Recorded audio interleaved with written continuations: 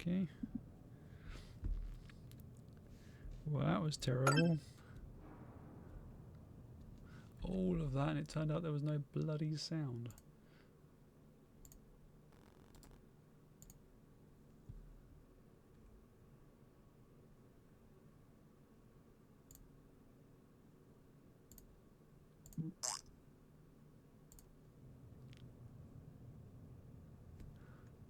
Well, that's good. I was reading all of that, it turned out nobody could hear me anyway. That's embarrassing.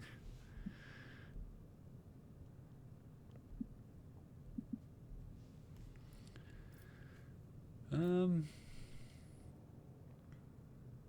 am I supposed to power the elevator? The station's main cogitator is situated in the guard room. Just enter the correct command sequence and the sacred mechanism will do the rest. How do I remake the control rod? I have a phylactery containing the mistress's blood. It needs to be taken to the laboratory, which is located behind one of the reliquary doors. The most ancient of sacred mechanisms will help to rebuild the rod. The tech priest ceaselessly performed the rites of appeasement, so that the machine's spirit would serve the house in its time of need. The fateful hour is now upon us.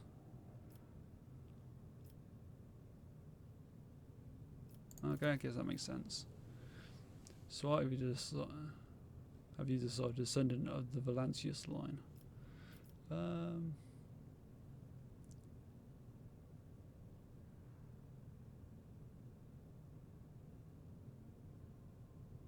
Well, being I'm playing as a fanatic.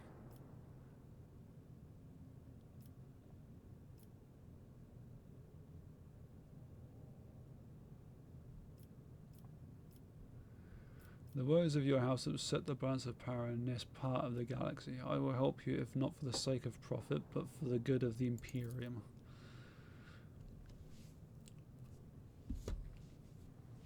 You should hurry then. We will stay here to hold the line and lick our wounds. Good luck, rogue trader, and may the Emperor's light be with you.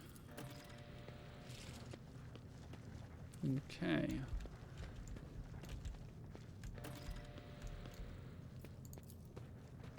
Examine. The whispers told me how. The corpses are mauled by a force far beyond any mortal capacity. The faces are twisted in pain and the hands are fused with improvised weapons, tools, scissors and cutlery. Okay. So I can try and jump that. Over there. What's over here? White. Oh, Bright, pure color. And it's all riddled with horrible veins that carry the poison of fear and pain throughout its body. Who are you? Why are you crying?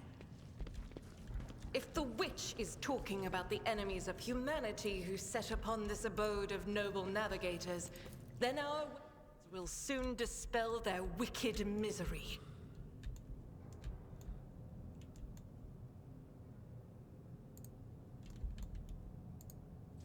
Pay attention.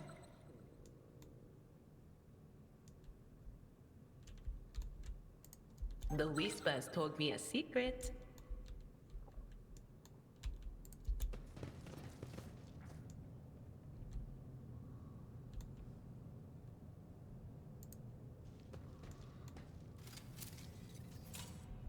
I better myself through my service. Never doubt me. Okay, so they've been putting down traps. The buggers.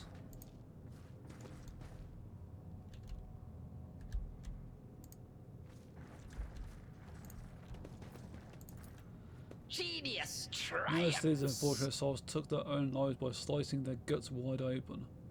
Oh. Okay. Oh, guts. I nearly missed out on loot.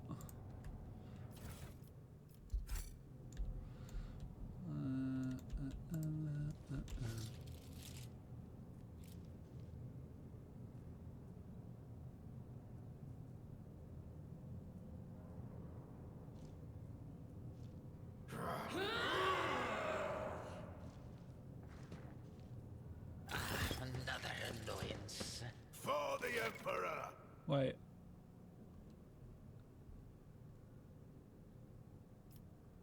Wait. Am I on the bad side?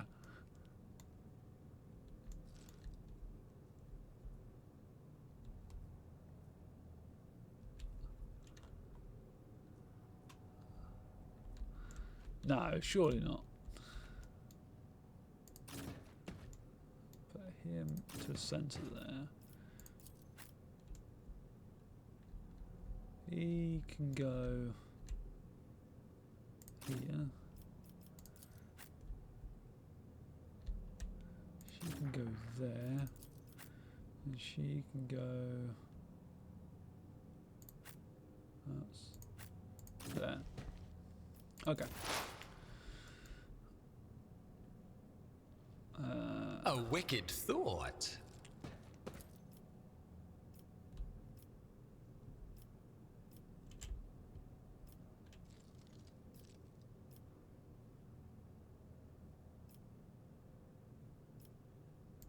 What if? Predictable downfall.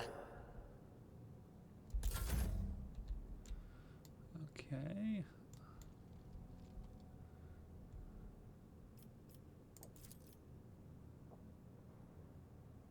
At your beck and call. Well, I was hoping I might be able to get ducked behind cover with him, but never mind. And nobody is in range of his weapons. He is going to get cut down. I will do my so duty. badly. My faith strengthens me. Stay vigilant. Okay, it wasn't too bad.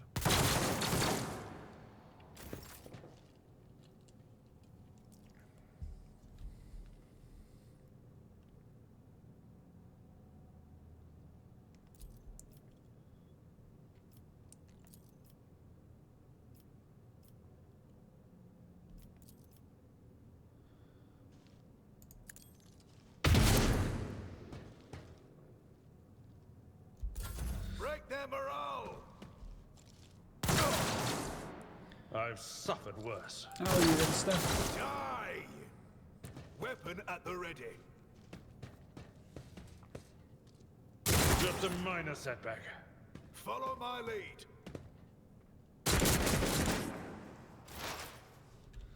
Okay, I don't know. What can she do from where she is?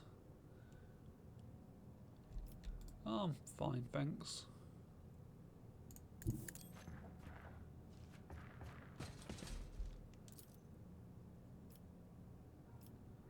%24% chance of hitting, 24% chance of hitting. Let's try and hit. Fucking nowhere near. My prescience has failed me. Follow my lead. Pain and duty go hand in hand. Strengthens me. Death to the heretics.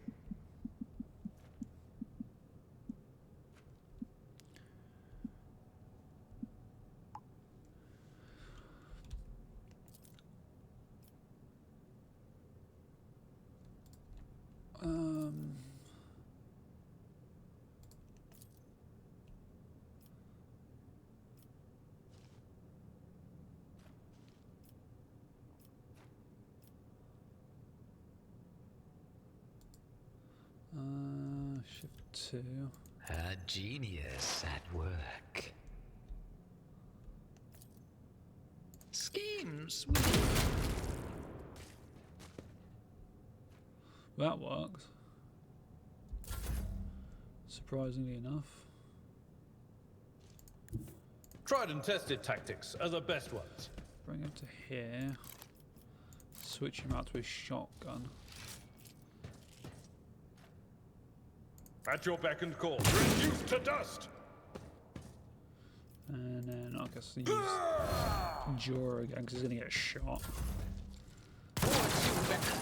Death's hand hand How is reaches he getting for me. shot behind fucking cover? The pain will subside. Your efforts are noted. I will bathe this battlefield in righteous fury.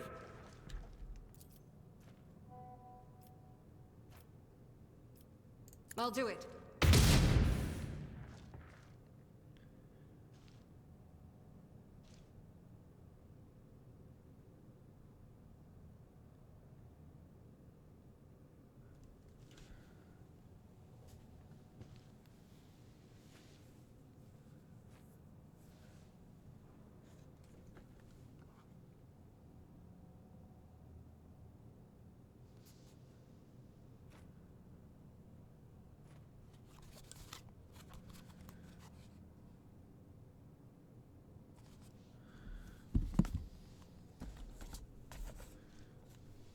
Give me a second.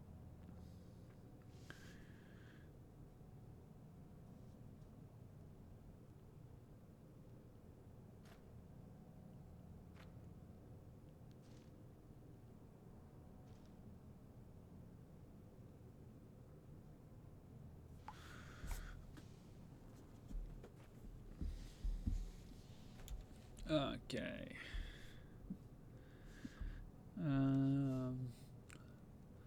So she's had a shot.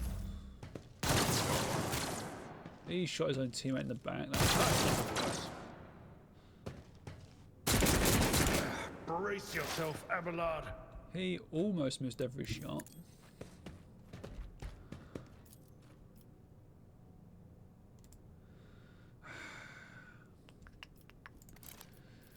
Now. But of course, very well.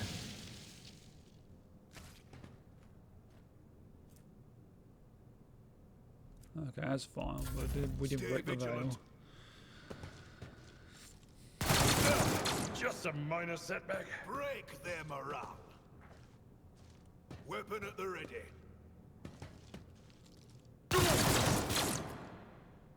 Follow my lead. I've suffered For worse. the glory of the Imperium!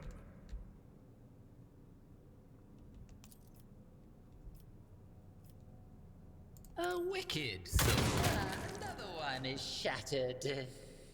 Get rid of him out the way. What? Ha!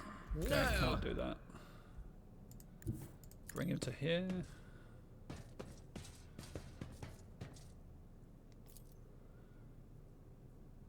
It Take will a be done. shot. Of course he survived it. Indeed. High momentum. Wait, what?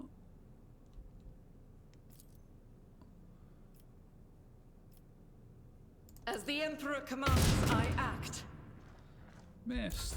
That's always a good start. Pain and duty go Oh, he hand killed his in own hand. teammate. Follow my lead.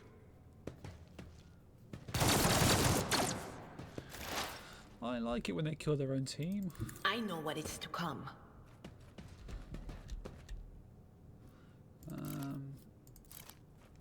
I'm assuming that he's out of line of sight. He is. Anything else? Still missed.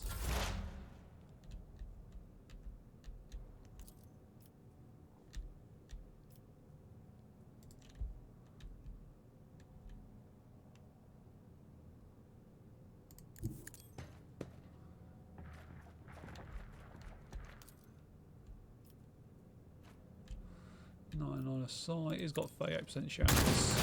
Predictable downfall. Awesome. I've seen worse battles than this in my time. It will be done. One fewer target.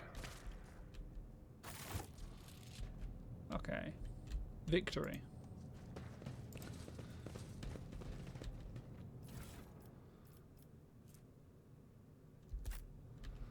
So I've got a new chest plate now.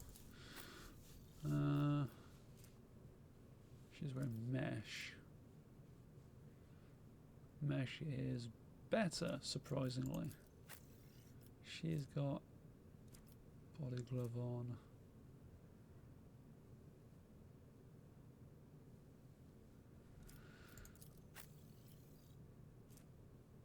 Okay, they've all got better armor on. Fine. The las gun though.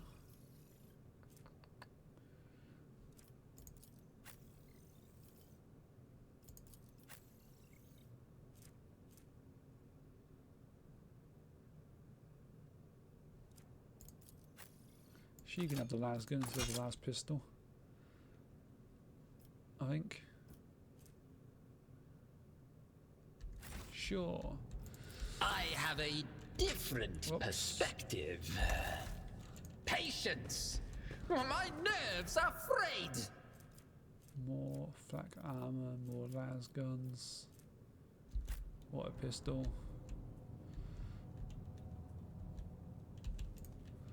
I've got a feeling that I'm helping the bad guy here, but oh well. Applaud my brilliance! Statue by the famous Calaxian school-turning chronicler Zacharias Vernon the Magnificent, the 23rd year of this millennia original. Okay. Got another door over here. Curiosity sings in my veins! The library is full of treatises by the most distinguished scholars of the Imperium, from Astarta Militarum Tacticians to the Adeptus Mechanicus Generators.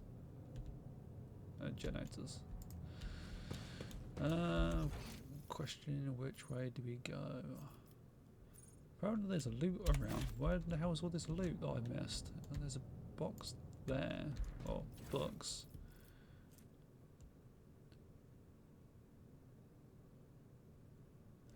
Intercepted conversation between security officers.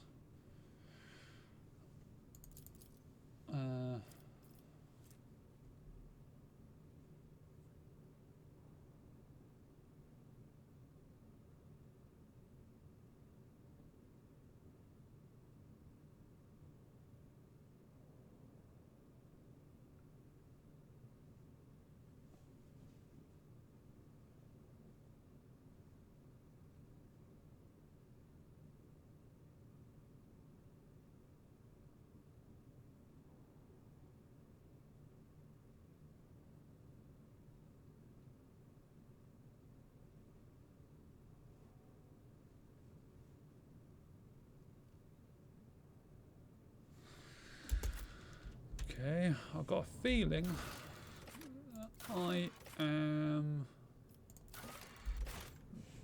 not helping the good guys.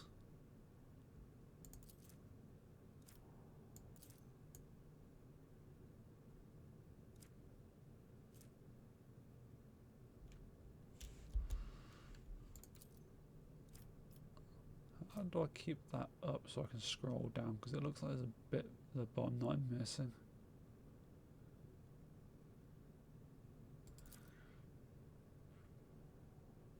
Info maybe? Aha, there we go.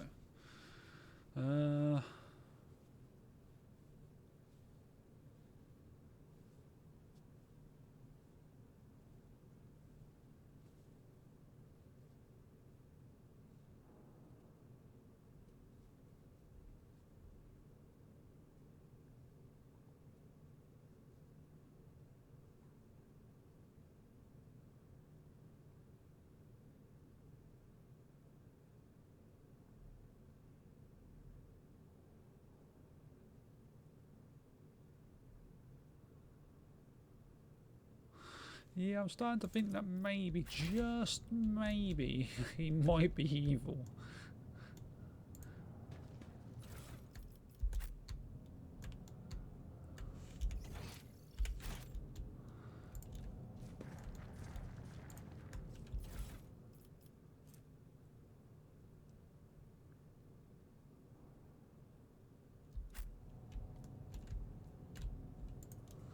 Oh, it does say there's a loot over here as well, yep. What's this? Data crypt H40KO. Okay. Got some goods all over here and all.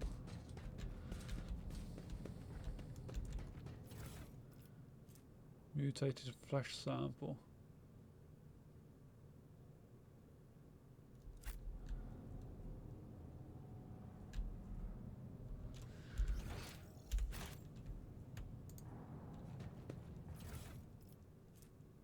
Meteorite chunk. A shard of fused meteorite still cold with the icy breath of the void.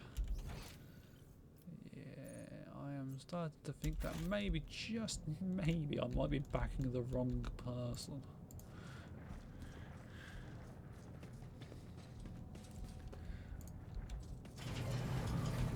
What is that? Oops. We are the spearhead of the In this Imperium. tapestry of a world, I am the rogue thread. The Emperor favors me today. The crew continues to mourn Lady Theodora. I fear it may affect the performance of their duties in service get a of the fresh Lord sample? Captain. In his service will they find strength and fortitude. Only thus will they turn their hearts away from the frailties that lead to heresies. We should deal with this.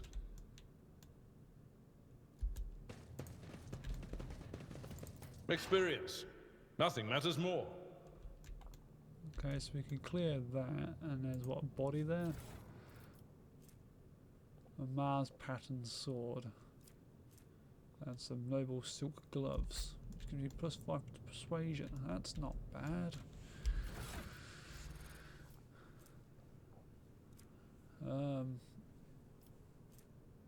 This is going to give me +3 to tech use. Which I don't really need, but +5 persuasion is a bloody big bonus.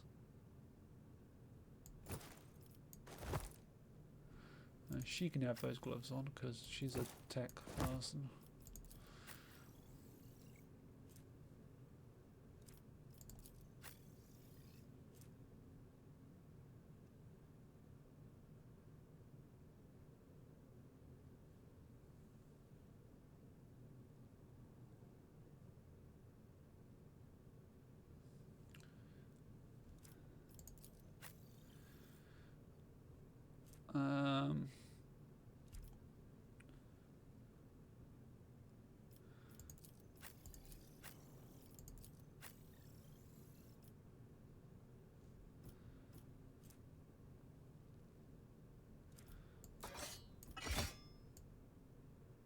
Yeah, sure.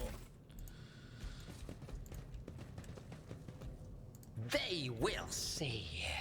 Oh yes. The Emperor sets They my path. all will see.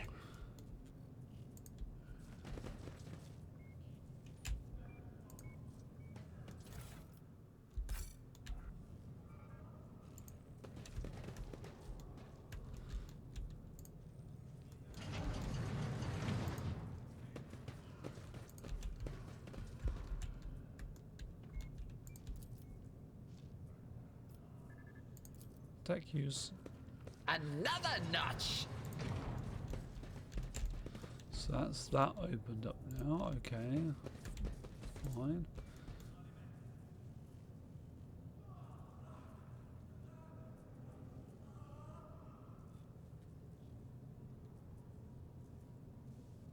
Oh no, he's hearing things.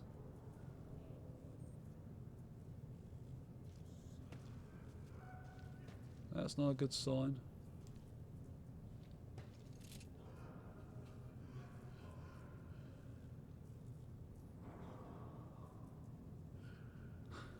Oh, he's gone mad.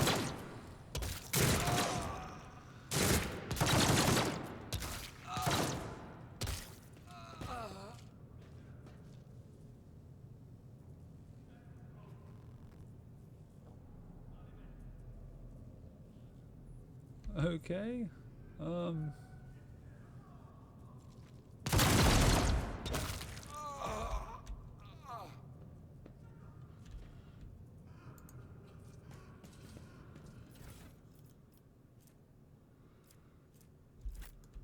Fine.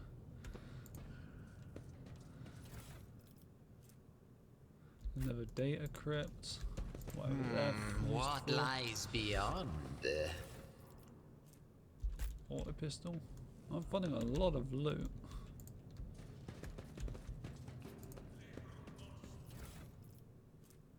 Research notes.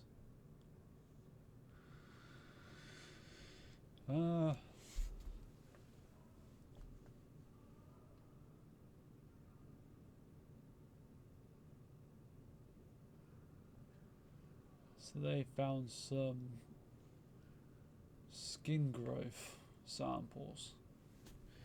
Okay.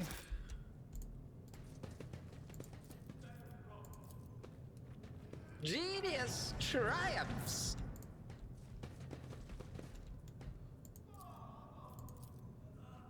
There, done.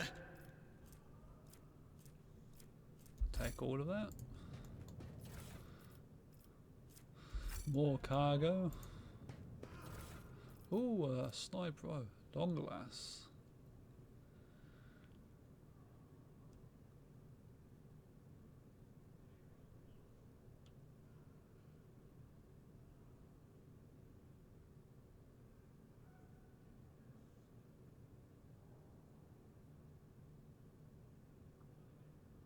Okay, so they're only really useful for people who are sat behind cover. Carapace chest plate. So it gives you 20 armor without a dodge penalty. Okay, and some fire grenades. We like fire grenades. Patience? My nerves are frayed. So my character might as well wear that then. It's going to give him a bit more armor. Oh, I don't know if I like that because it gets rid of his really cool looking outfit thing. Oh well.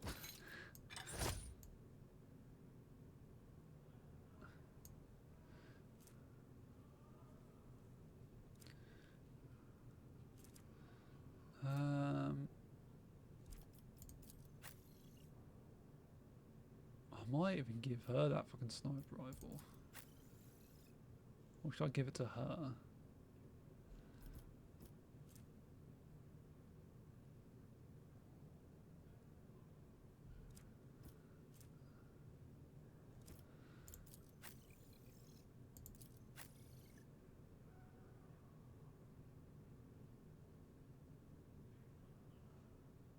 We'll see how people perform with what they're using at the moment.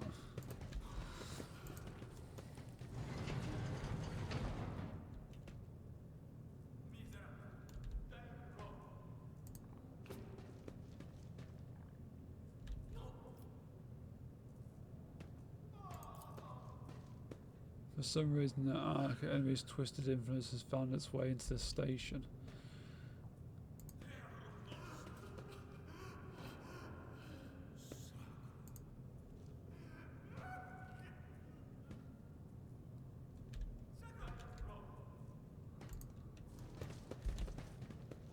Can I shut that door back up? No? Fine.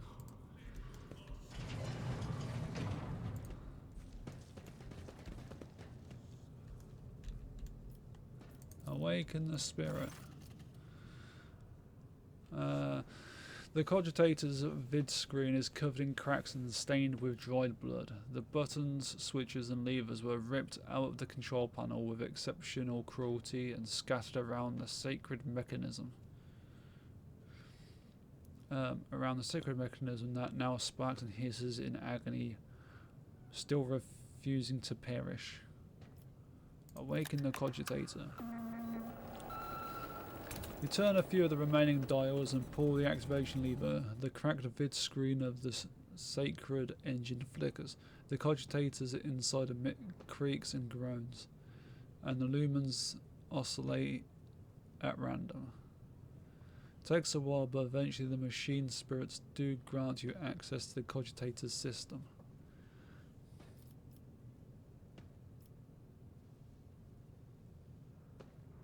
Examine the log.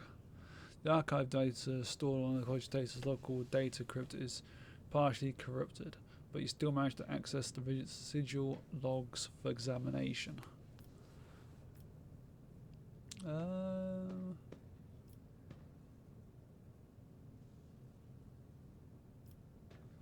Incident report. The servants close to the child have started butchering one another again.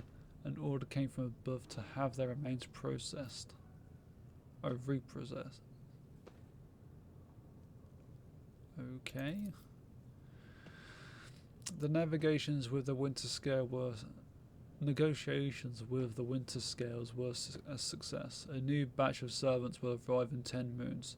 Escort them to the laboratory at once. It is imperative that we increase the new retainers' resistance to the child's power. Data expunged. Okay, what about the Vox report? This is Officer A282. The copy of several generators overheated on lower levels. Chambers A to D are unpowered.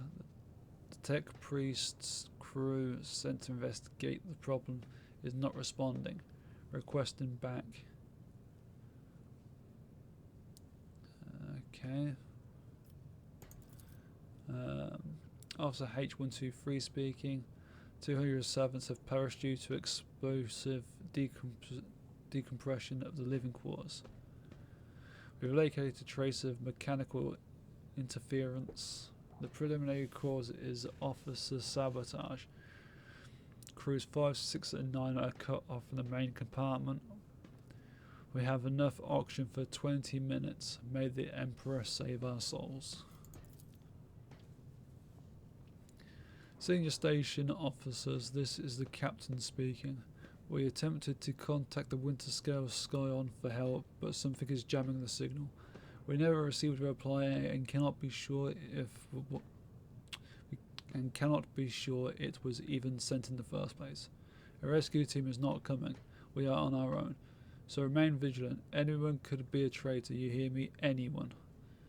If you are in doubt, shoot to kill.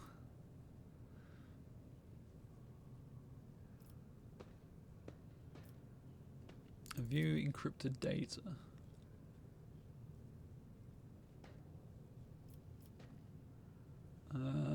Tech use. Tech use succeeded. You easily bypassed the restrictions imposed on the sacred machine. The cogitators overloaded processors were unhappily. Most encrypted data has been wiped. To find traces of the Purge protocol recovery is impossible, but a list of the most recent commands having been embedded in the machine's spirit consciousness now flits across the screen in a single creeping line. Child, delete, picked flow, disable access code, annul station controls, delete, activate shuttle, self-destruct, purge, command log. Okay. Only the keepers of the station have access to the life support system, but Keeper Fearbold had not left the child's side, and neither had I. Could it be that?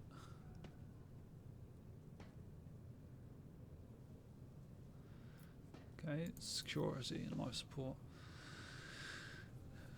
Damage in technical compartments A12, B3, D8 and H24 detected. Warning. Living quarter L10, L16, L28 depressurized. Warning. Unable to access the station's docking system. Warning. Energy regulation system unknown error. The system will transfer over to emergency power. Immediate evacuation of the city is advised. Warning. Okay, sure. Request data on the on them. So Felix Orselio is still alive because he's in the main hall. We spoke to him. Fearbold Orselio is alive in the upper chambers, and the other three are all deceased. Not good. The child location, upper chambers, biometric parameter, rapid heartbeat, elevated body temperature, stress levels exceed the permissible limit. Status unknown error. Attention, calming procedure advised. Attention, upper chamber inaccessible error. The control rod is not present. If the control rod has been misplaced, immediately contact the station keeper of the Navis Laboratorium Custodian. Okay, let's go to main chamber controls. Open all doors on the level.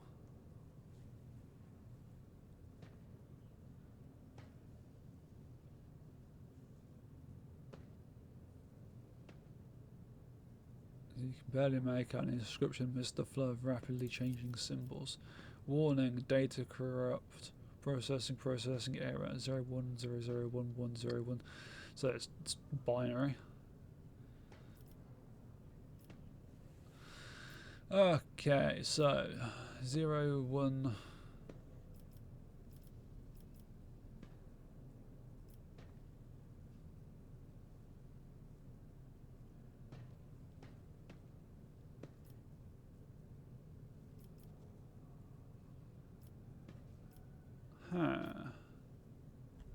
I'm gonna go with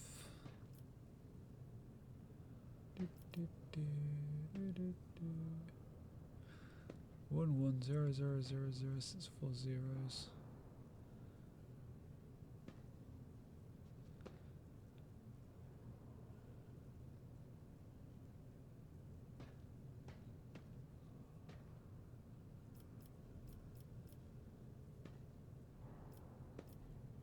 That one.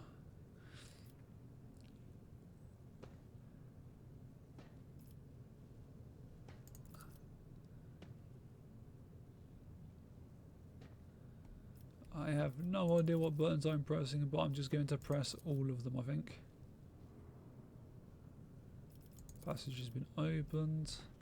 Doors are already opened. I've done something and I don't know what it was. Have I just blown the building up? No. Well, that's unfortunate.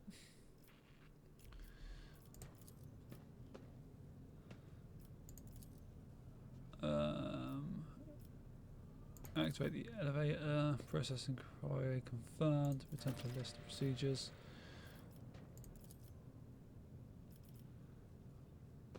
Okay, step away from the cogitator. Well, that's unfortunate. I wanted to see if I could just blow up the entire station. One step at a time amidst the madness.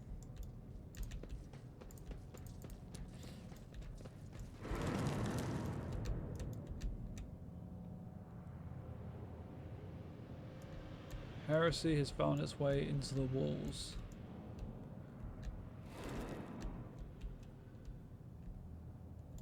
Okay, so yeah, something's gone terribly wrong in this place.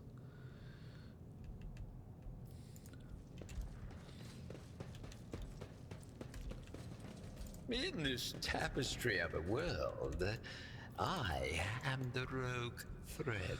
The caustic stench of regents sears your nostrils and broken glass crunches underfoot. Somebody wanted to destroy the laboratory or find something. Okay. Oh, applaud my Synthetic brilliance. amniotic fluids pool across the floor, barely discernible traces stretch to the side opposite the entrance. Okay, got some goods over there.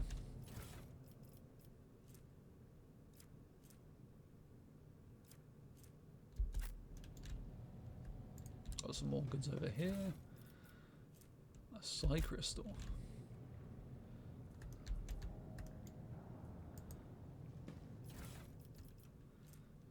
Flesh sample. Fine, we'll take it. Why not? Oops, still want to pause that. There's some goods there as well. Another data thing. Okay, next door. There will be no peace in my wake. They all just lost their minds. Please don't kill me.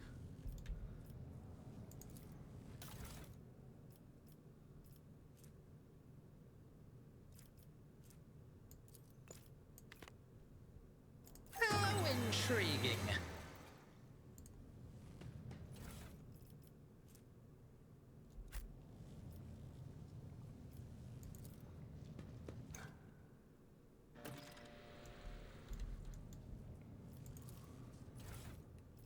Data crypt connector.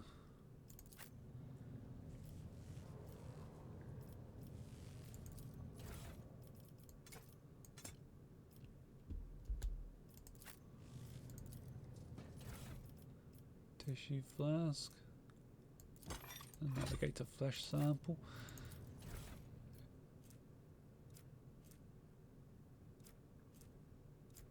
Biogel, I don't know what the hell that's going to do for it. And a regent thing, so crystal dust. Activate the device. Whatever I did it wrong. Fine.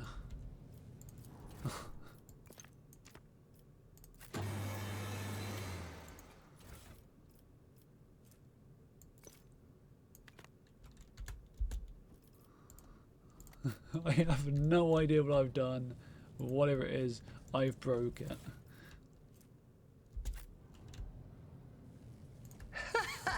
They will see. Oh, yes, indeed. They all will see. I guarantee I was supposed to read this book.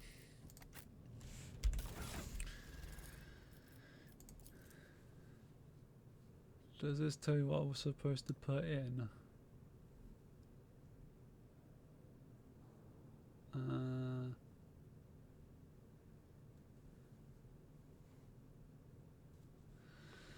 Okay, it has just been people have been getting experimented on, so normal things.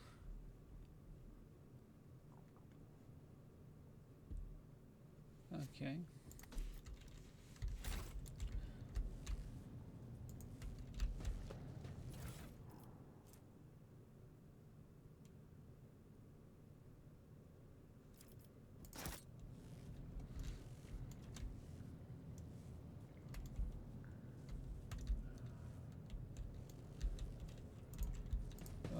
Before I do that, let's go to this transducer and put in this adamant thing, because I might as well. It's going to give me what, dust I guess? Yep.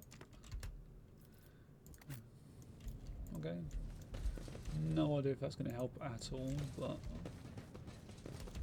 Curiosity sings in my veins.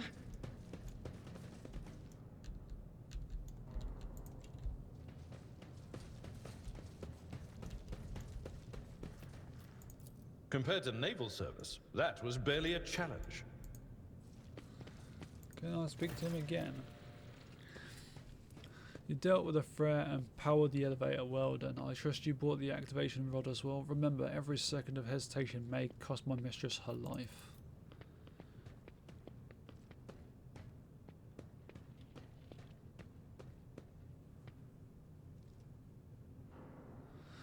The crossroads. There are two paths, both stained with blood, both leading to the cursed eye.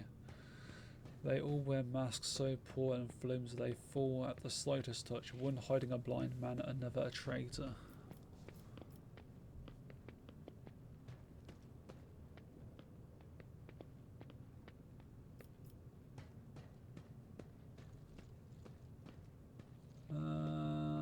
Who is who? My whispers are giggling nastily.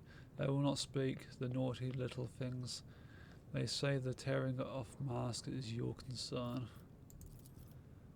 I cannot say. One is paid with blind faith, the other with hatred and treachery, both leading to tragedy.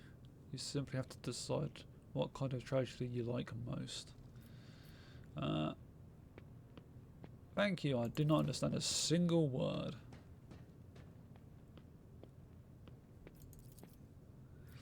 The station has enough problems without your sorcery psyker. I have questions.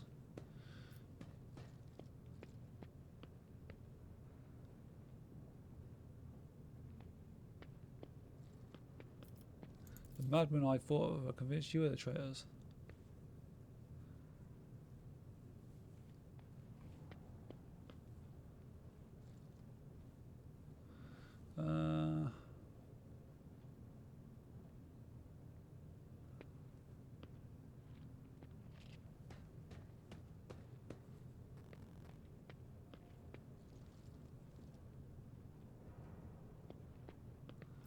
Who is the child?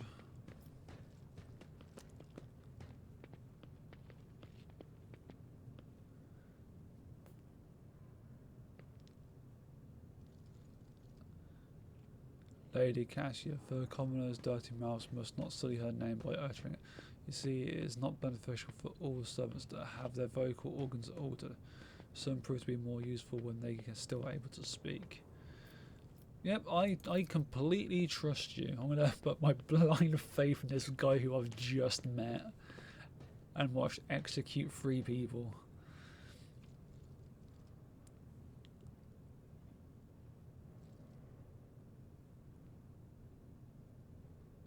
Thank you, Rogue Trader. I don't even know what to say. Status and honour prevented me from admitting it before now, but you have awoken hope in me. Hope that I might actually leave this station together with the mistress, which is why I'm about to ask one last favour of you. The lowly insurgents got their hands on a weapon that suppresses my navigator's power.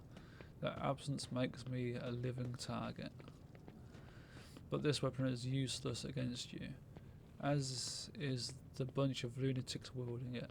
I humbly ask you to deal with the scum huddling upstairs and hurry to adorn my mistress with the relic of our house, a sacred amulet against all evil. Recent events have badly disturbed Lady Cassia's psyche, and warp entities always lust for weak souls, especially when the veil grows thin. You two will be safe next to this charm.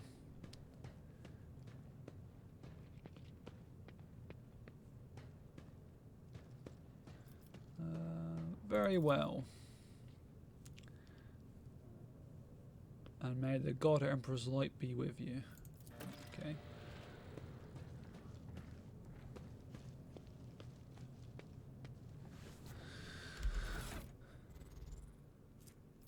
So is that charm thing in here, or is it just like a...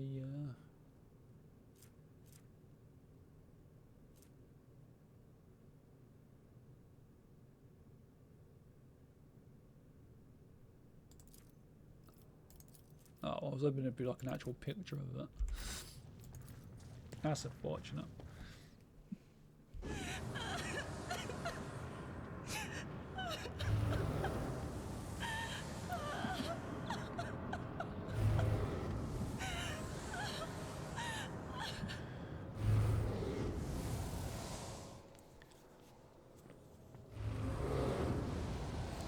The pale figure with unnaturally long limbs covers her face with her hands, which are deformed with talon-like nails. Her deathly pale face is coated with blood that continually streams from her scarlet-misted eyes. Her spiny gills slightly hidden under her devilish, dishevelled hair twitch nervously as you approach. Only now do you notice the third eye on the young woman's forehead hidden by a jewelled ornament. And when your eyes meet, your sense overwhelms soul-smothering power. All power test succeeded. You're enveloped in despair and grief, and an invisible hand closes around your throat, cutting off your breath. Your limbs seem to fill with lead, your heart hammers in your chest, and the desire to turn and flee from this room, from this station, almost gets the better of you. At the last moment you master your emotions and your will pushes back against the illusion, forcing it to retreat. Ow, ow, ow. As if my own little powers weren't bad enough, now this one's barging into my head. Somebody stop her.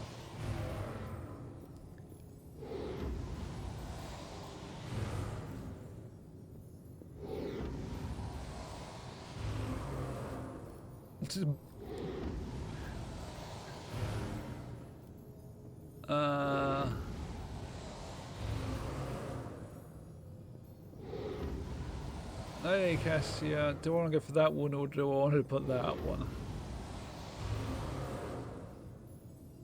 Lady Cassia, I'm here to help. Please calm yourself. She rarely shakes her head and lets out a drawn-out sound similar to both a sob and the howl of a small wounded animal. What is happening? Is someone calling my name? Are all the betrayers dead already? And you, who are you?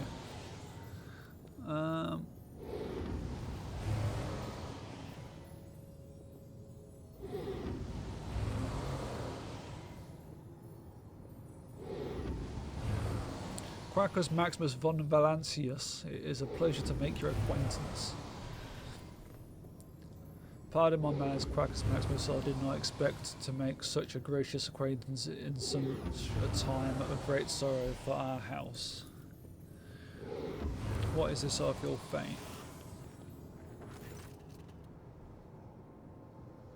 Theobald Orsolio, the heavy-set old man who has been kneeling nearby, erupts into low sobs, his eyes swollen from crying, dart desperately around the room, as though the veil of ignorance has been ripped away from them. The child, Lady Cassia, where are you? Sacred child, throne preserve.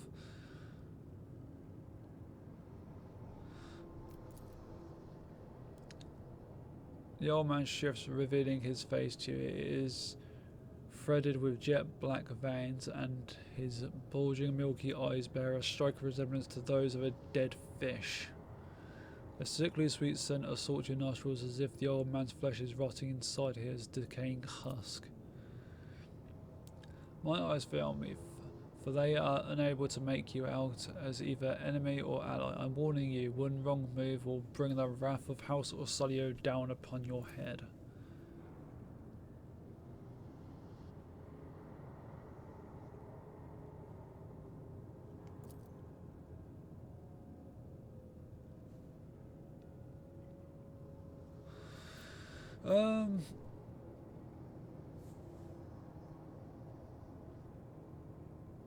At present, I was trying to determine what is happening on Urak 5.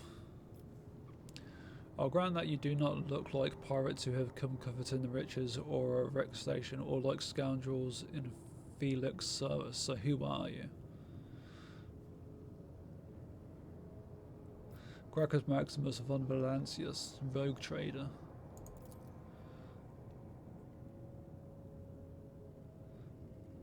Another rogue trader in our corner of the galaxy. How interesting. Your kind always make an appearance in desperate times, ready to cut a deal that benefits one side alone.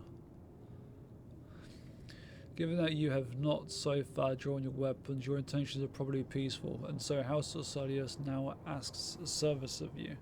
Save the life of the child in exchange for future cooperation. Do not hurry to answer, think on it.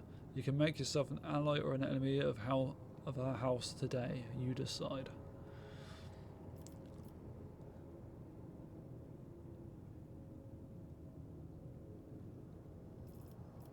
What happened between you and Philek? Philek is my wayward student.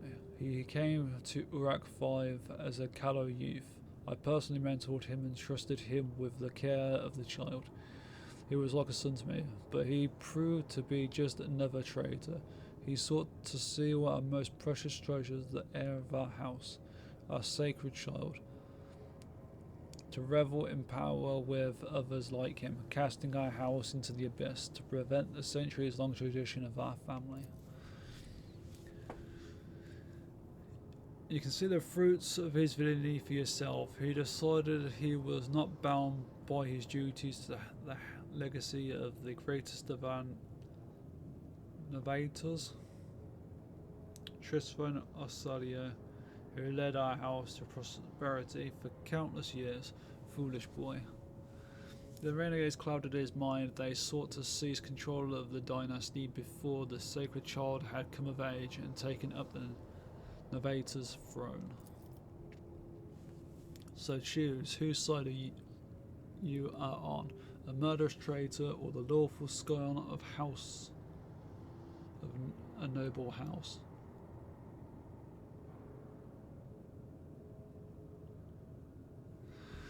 Oh. Felix accused you of treachery, Theobald. Why should I trust your words? Defending myself before strangers, I never thought I would fall so low. The old man looks at you, the unmoving Cassia, and shakes his head in resignation. If the child's life were not at stake, very well, I have no choice or proof of my innocence. I can give you my word as a member of the Navi Nobulite. If the honest word of an honourable man counts for anything with you, I guarded the station against calamity and incursion from without to the best of my ability. I forced the wardens to strictly observe security protocols. I personally selected every servant, and I faithfully protected the child during the coup.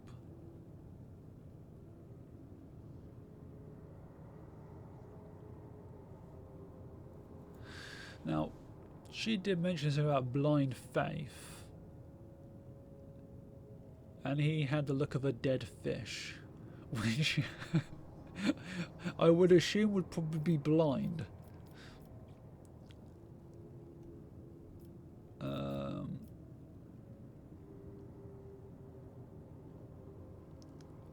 What is the curse that has taken hold of everybody? Curse, do you not understand the sacred gift given to our child? When the child is sad, we all weep. When the child smiles, we all laugh giddily. And if the child wants blood, the world turns crimson. The child's will is the will of the great Tisphon, for she is the heir of House Osalio.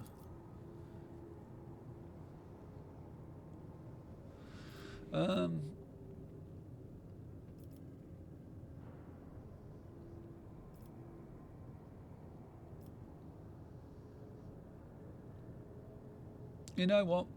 I believe them over Felix.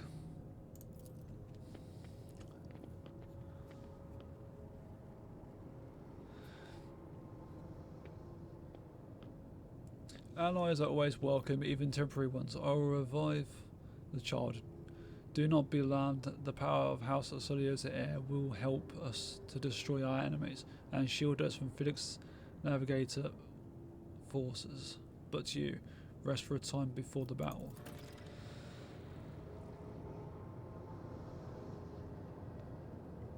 Okay.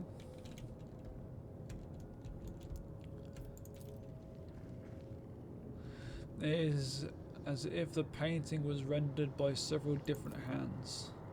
The timid and uncertain lines are interlaced with rough and furious strokes coming together in arcane shapes. While no one appears to be living in the cage, somebody still filled the trough with dried fruits and fresh water.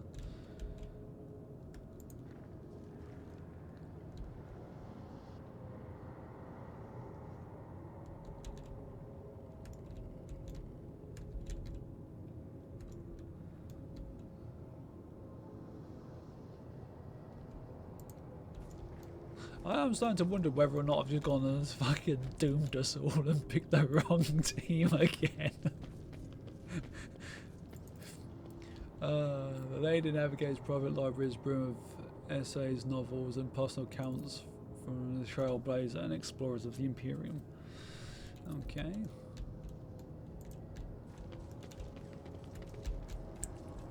Ooh, some goods over here. Luxurious feast was left untouched.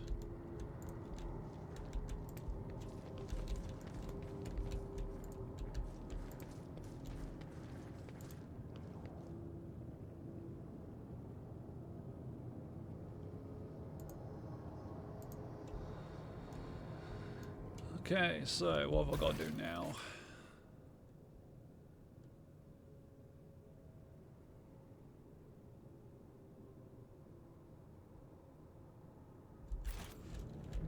Do I just go down here maybe? Beyond?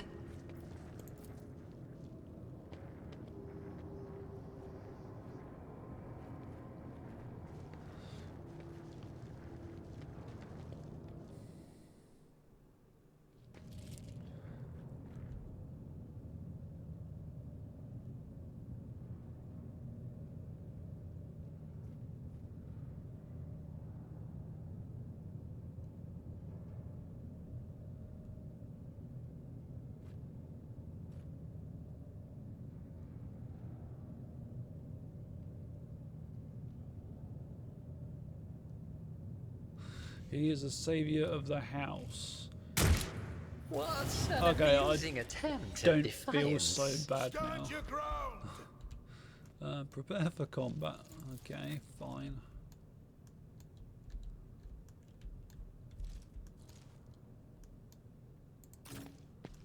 him back there.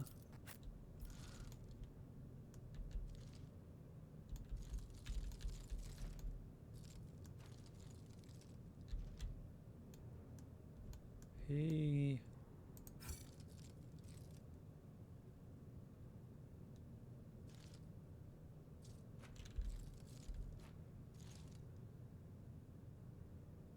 can go over here. She can come to here. No, wait. Over to there. She can go to here. Okay. She's to go first.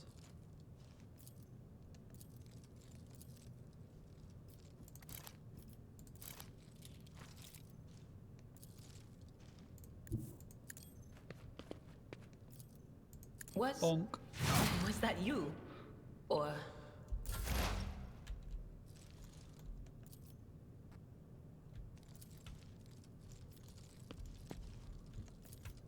Let's see.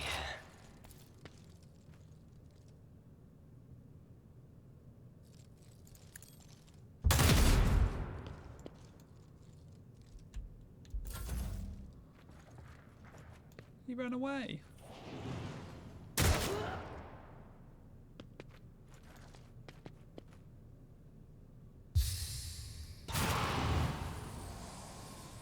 Follow my lead.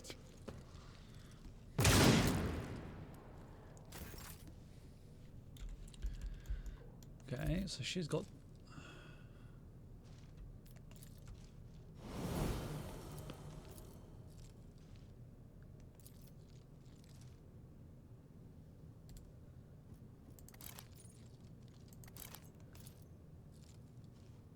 I just gotta go for it.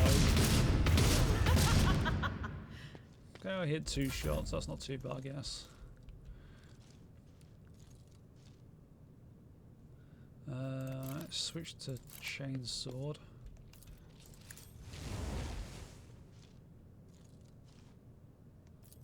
At your beck and call. It will be done. Okay.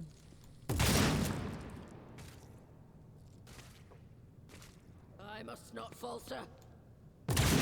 Cleanses the body. I should have foretold that. Weather Oh. the storm! My faith strengthens me.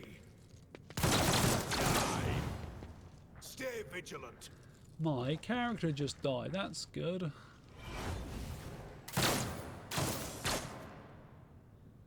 Step aside. The navigator is coming. Try to die with grace at least. She's got an actual picture, so she's got to be a good character. Weapon at the ready. You don't frighten Follow me. my lead. Follow my lead. My faith strengthens me.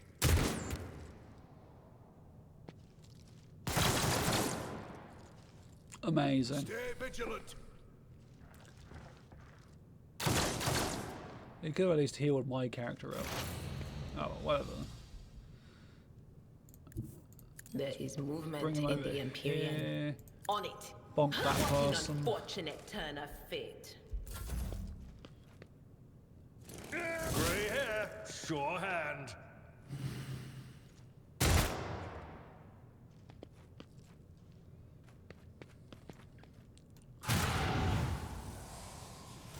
Stop using warp spells, for fuck's sake. God Emperor, move through me. Be the fire in my heart. This is unacceptable. I refuse. Wound requirement not met. He's down on the floor dying.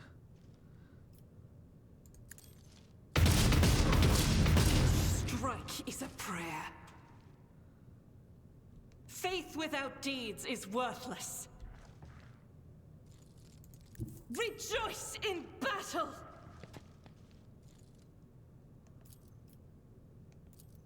I'll do it.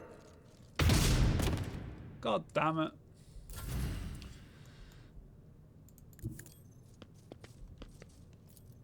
Victory is imminent.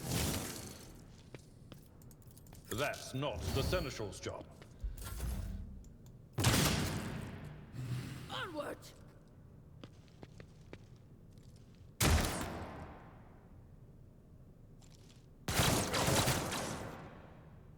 Break their morale! Emperor, give me strength.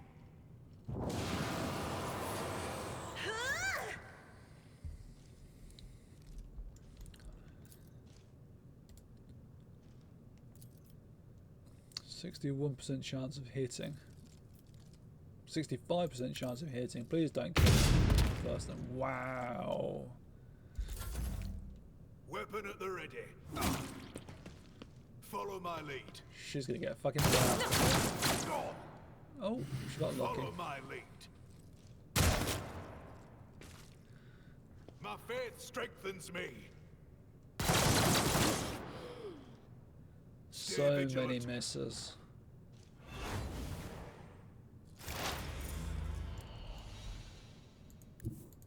They who discern the future on the battlefield. But of course, be gone.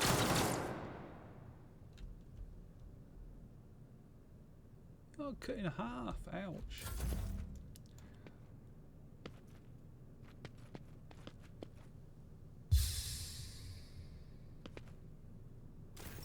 High momentum.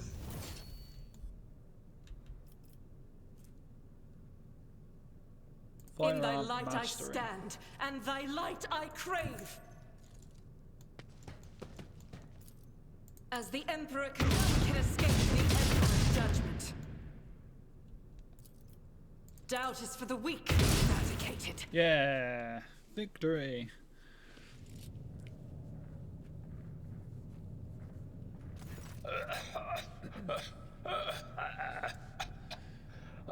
Now, this is your burden, child. Survive. Return to the fold of your house as your destiny demands. No! Don't leave me alone in this violet-brown haze! Wake up! Your mistress is giving you an order! Do you hear me?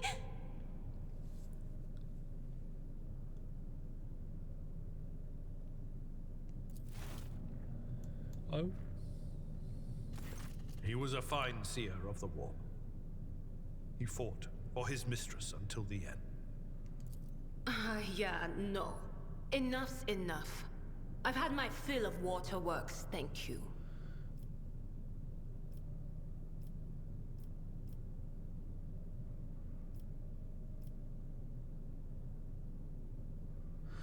forgive the urgency, but we should leave the station immediately. The systems are unstable and may fail at any moment. But this is my home. What are you going to do to me?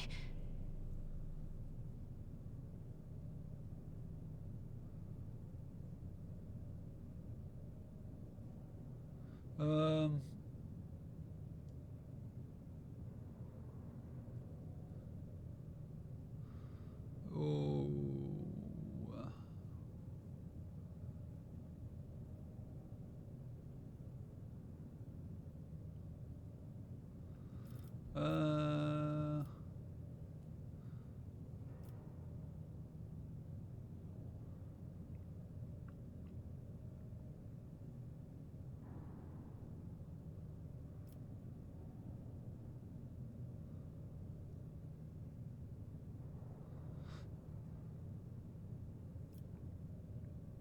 I'll go with that one. Lady Cassiopeia, Quackus Maximus von Valentius, rogue trader of the Imperium Man, offer you my protection and grant you shelter aboard my vessel. I beg your pardon, but what about my servants? Your Act 5 is still full of people loyal to House Orselio.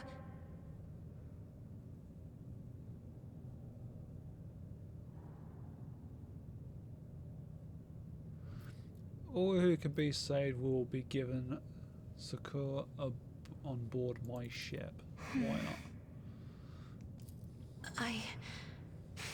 As a Lady Navigator of House Orcelio, I accept your gracious offer of protection. Please, take me to your vessel. I can no longer bear the pain of this place. Okay, but first things first, loot.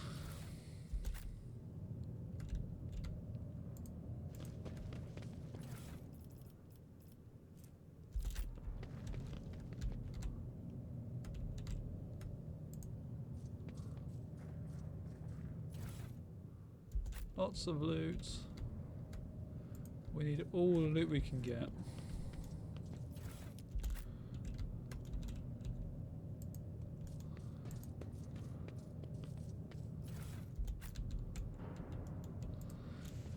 Is that everything? No, there's one more bit of loot somewhere over here. Patience! My nerves No, are other frayed! side. There it is. Okay, now we can leave.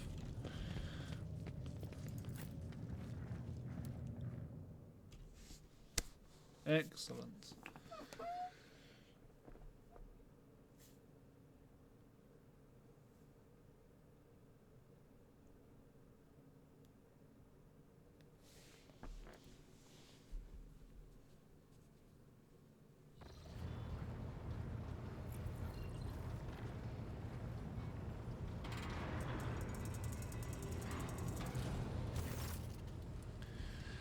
Lord Captain, Lady Navigator, welcome aboard. The Sanctum Navus has been prepared for the communal ritual, but if the Lady Navigator wishes to rest in her quarters first.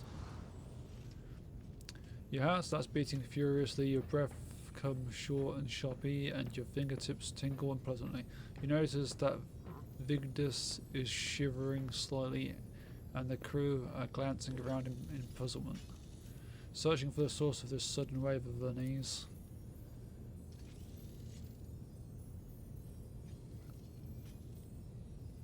First, I wish to speak to the rogue trader Levis.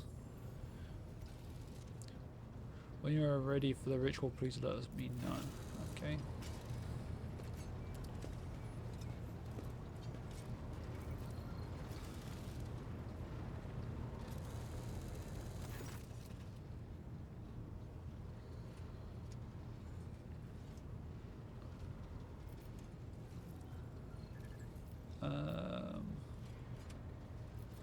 What do you wish to speak about?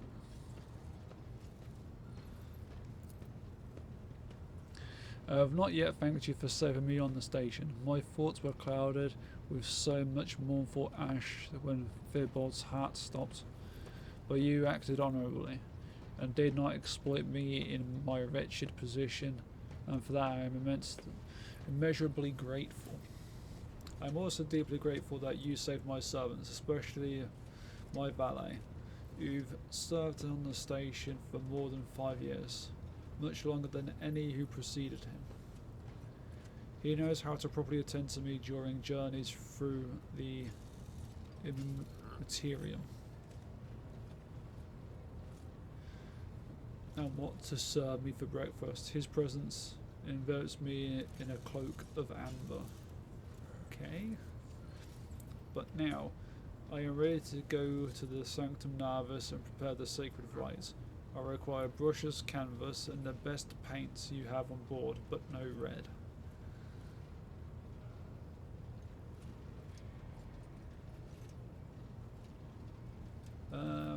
Why are you asking for these items? Now is not the time to indulge in painting.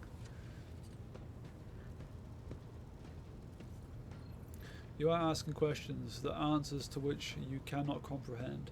Perhaps I may explain it all to you at a later time, but now our time is too precious to waste. As a navigator of House Orcelio, I give you my word that without canvas and paint we have little hope of a smooth journey through the warp. I have no reason to lie.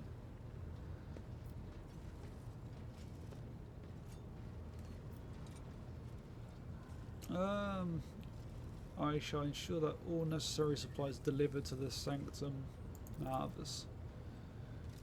I shall totally review for the duration of the rite. I ask that you do not follow me. Few can survive the gaze of my warp eye when it is open. Okay.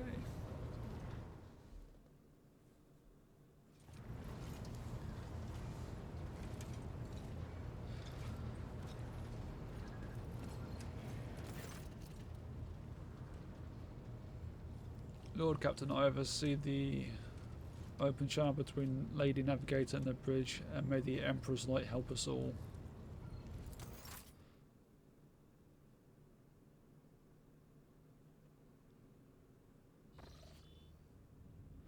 The Voxcaster in the Sanctum Narvis picks up the susurration of clothes, pious chanting, and the metallic clinking of implants. Then the serene voice of the Lady Navigator breaks the silence, initiating a communion ritual.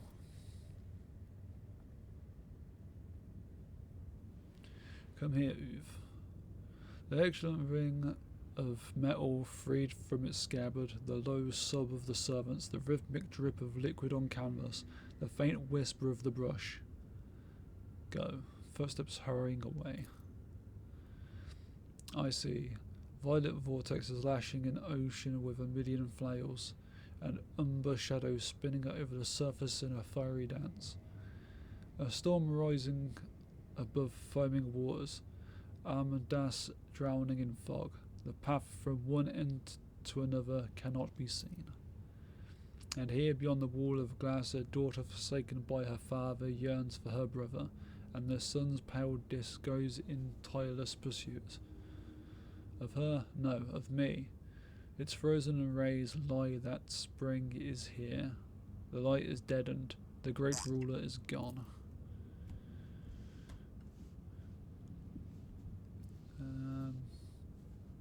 Voxmaster recalls that Cassius' word and accidentally snaps one of the cogitator's levers. The panel beneath her fingertips emits sparks, and the Voxcaster falls silent. She quickly flips a series of switches and bows guiltily. My abject apologies for cutting the broadcast, Lord Captain. I have never heard the warp speaking for a navigator before. The connection is restored now. It will not happen again.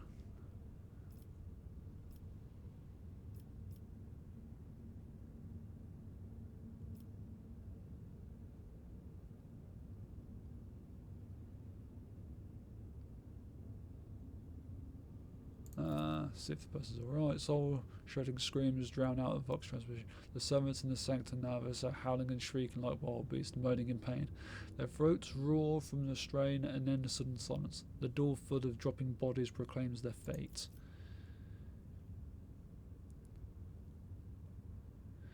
It appears the servants were part of the Lady Navigator's rites, as it was for her predecessor. I will arrange for the bodies to be removed from the Sanctum Narvis after the ritual, or what is left of them. Rogue Trader, I feel I have unfortunate news. Endless blackness has spread across the canvas, dividing what should be whole in two, and my sight cannot glimpse the light of the Emperor as clearly as before. I cannot turn around, my brush only draws me onwards. The way is blocked. By the Emperor's grace, the ritual was successful.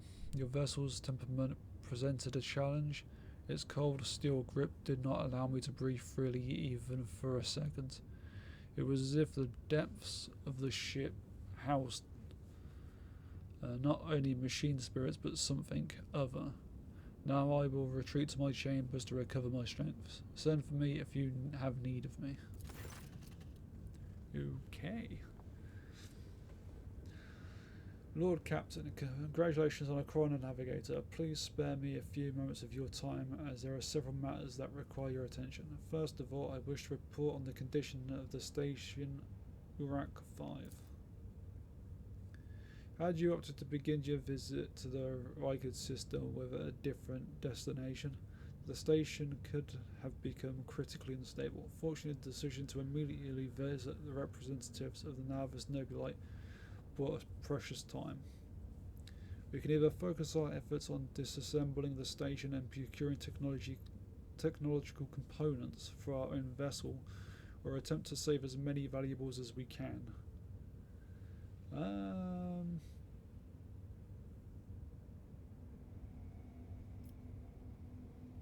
Gather any components that may be of use on the ship. As you command, Lord Captain. Scrap containers ×3. With your permission, I would also like to remind you that we are still looking for an engineer prime.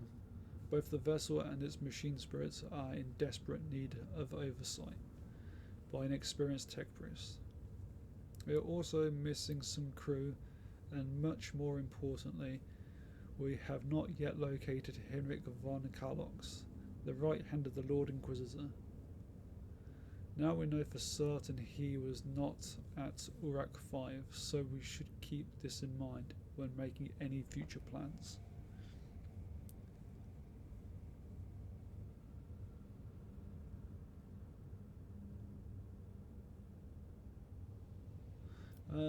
This will be all for now.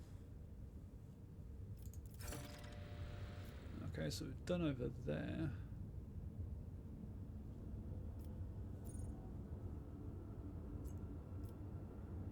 That's the Thunder Fang.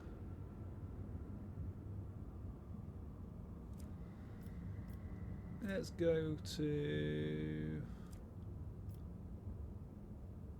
this place here.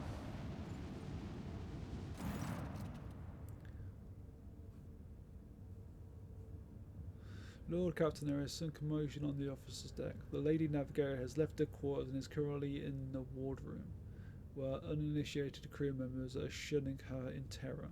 Perhaps you should find out what has brought Cassia to the deck. Oh.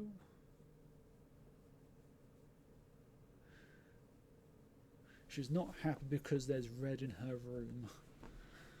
That's what it's gonna be.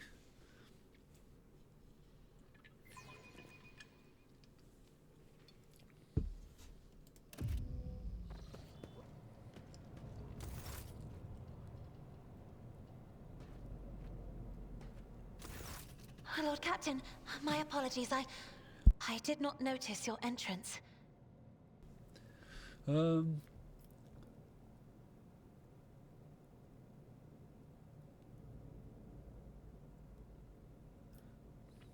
see you're fond of reading. Oh, this. I found this fascinating read on one of the shelves, and I must say, it has caught my eye.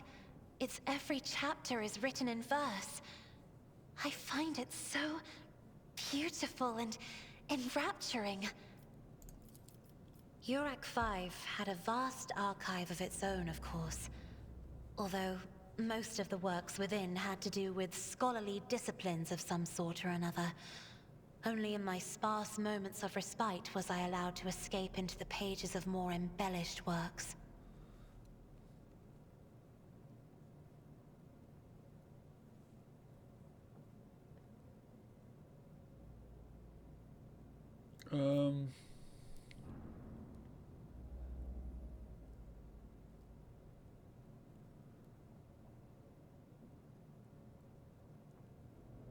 I hope that you've had ample time to calm yourself and your powers. There are people on this ship who are far more impulsive and dangerous to others, and far less devoted to the God Emperor than a herald of the Navis nobility. But I did not need your words to see the shades of umber unease that whirl around your subjects whenever I am near. Were I not acquainted with such a reaction, I could have found their behavior in your question just now insulting.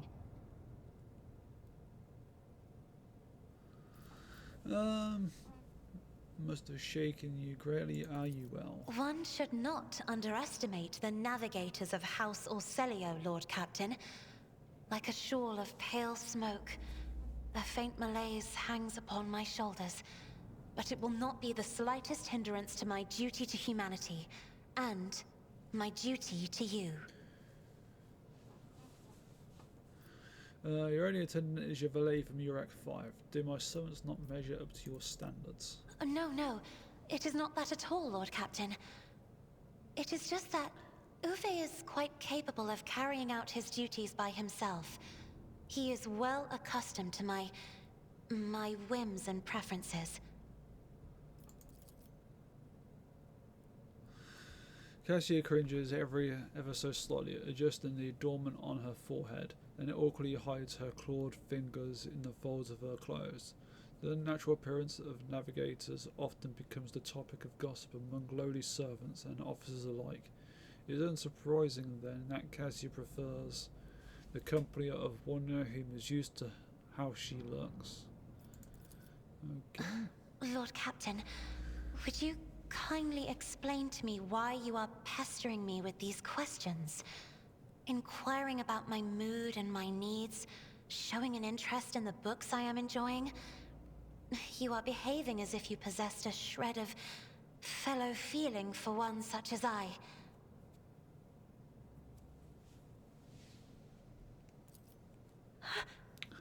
I beg your pardon, Lord Captain. That was no way for a navigator to conduct herself.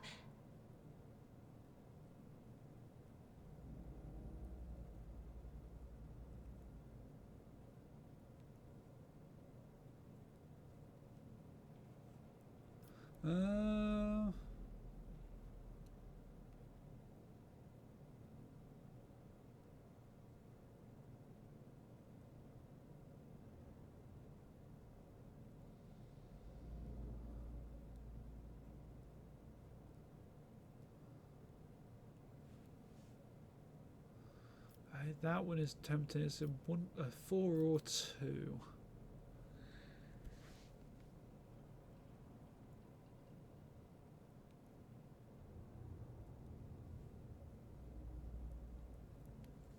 I think 4. I think it is indeed difficult for me to feel empathy for a mutant. However, the crew's well-being hinges on that of its navigator. Please forgive me. I cannot even understand myself right now. Your words and attention have reminded me of life on the station, of Theobald and Felek. I do not understand. They were merely the keepers of Urak 5. So why do memories of those two make me feel a strange heaviness here? At the same time, I find myself overwhelmed with new excitement and anticipation. At last, I have set foot outside my familiar walls and into a world that I have only seen before in the pages of books. Your ship alone is a treasure trove of remarkable artifacts and curiosities. And just imagine the things that await beyond, but my delight must seem childish to you, surely. In your heart, you must be finding all this quite amusing. I am not in the habit of finding amusement at the expense of my people. Just remember to keep your emotions in check. Of your whom? Ah, I see. You must already consider me part of your crew. Yes. Yes, of course, I shall strive to live up to your expectations, Lord Captain. And now I must excuse myself, for there are matters that I must see to in the Sanctum Navis.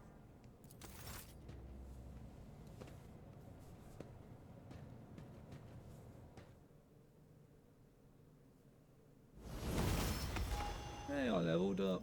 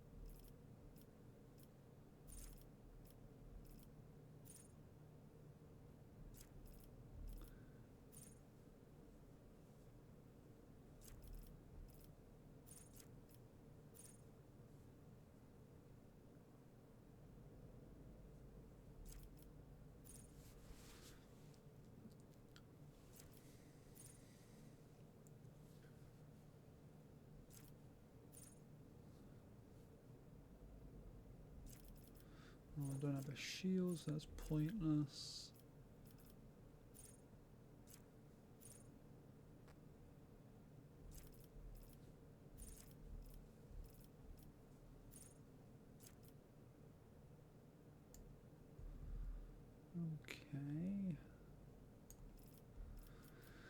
Okay. Flesh target. Whenever the operator attacks an enemy that is at full wounds, that attack deals 14% more damage. I mean, that is useful. We'll go with that.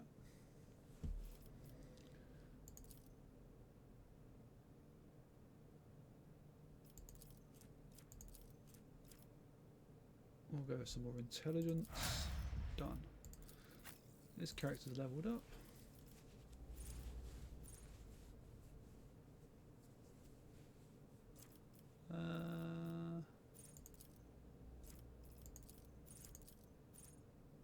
Endure I've already got, so I'll probably go with Sworn Enemy maybe.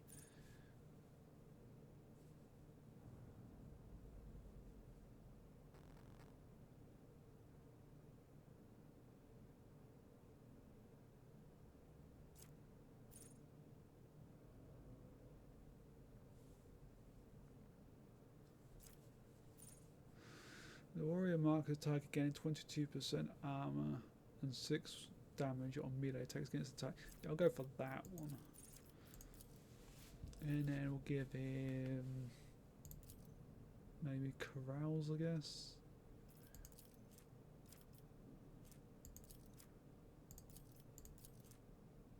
Yeah.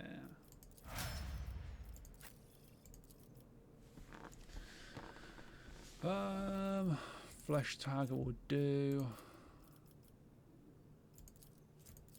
We'll give her a bonus to perception.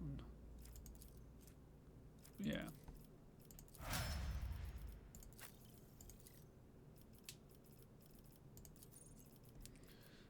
Ballistic skill. The soldier gives it a sign that they are about to open fire. The soldier and their allies will automatically dodge the soldier's next attacks.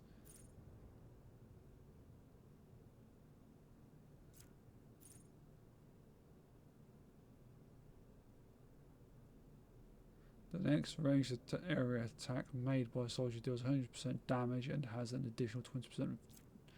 Okay, that's not bad.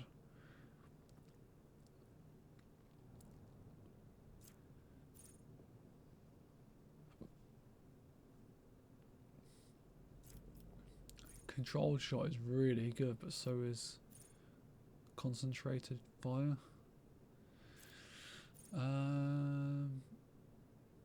I'll go with that one because that's going to allow me to shoot from my own team. And she's gone up twice. Bollocks this.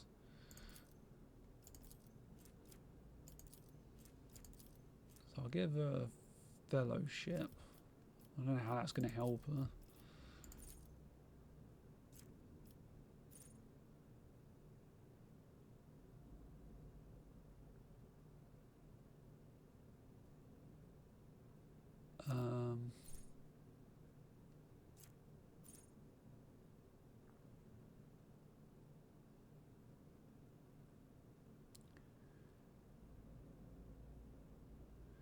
Ebb and flow.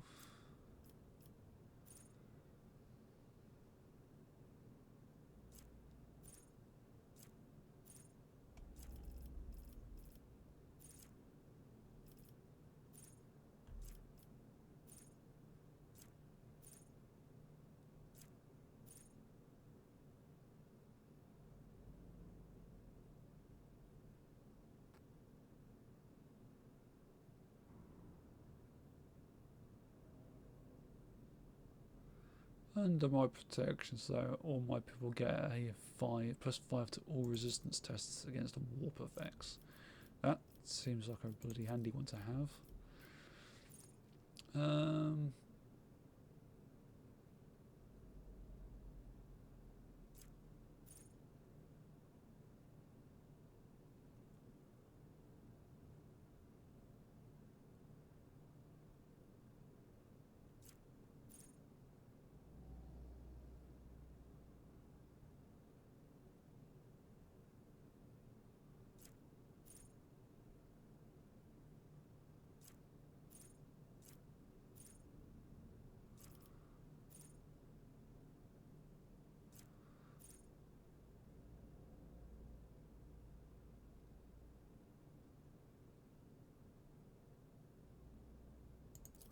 Commanding voice. I have no idea if she even has that.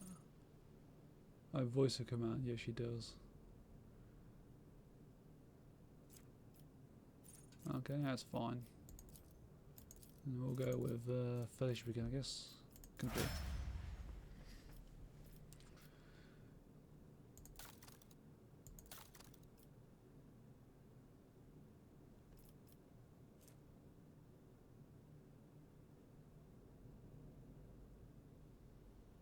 So if she gives people extra turns, that's useful to have then. Right then.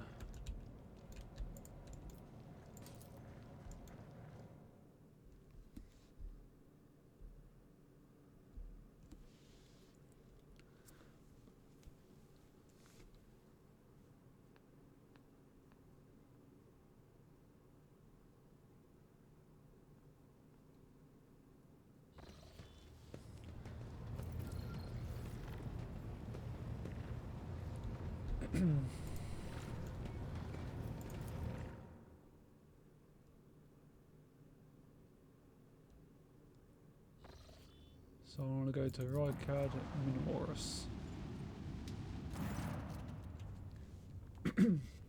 Lord Captain, sorry to disturb you. It's pandemonium outside the bridge gate. One of the officers seems to be demanding an audience with you in person. I think I hear Master Bersarian's voice. In any case, I wanted to warn you in advance. Oh my god, they won't leave me alone.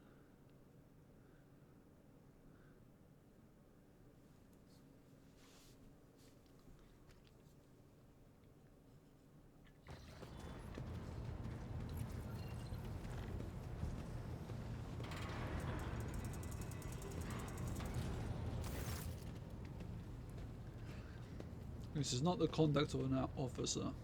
These are the antics of a highborn brat out on a lag. Explain yourself, Lieutenant. I apologise, sir, but I must speak to the Lord Captain.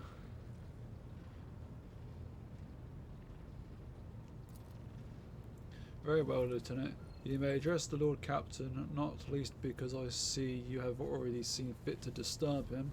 Your unauthorized appearance on the bridge and display of belligerence toward a high-ranking officer will be locked on your personal file without delay. Lord Captain, Lieutenant Avila Vent requesting permission to speak on a matter of extreme importance and urgency.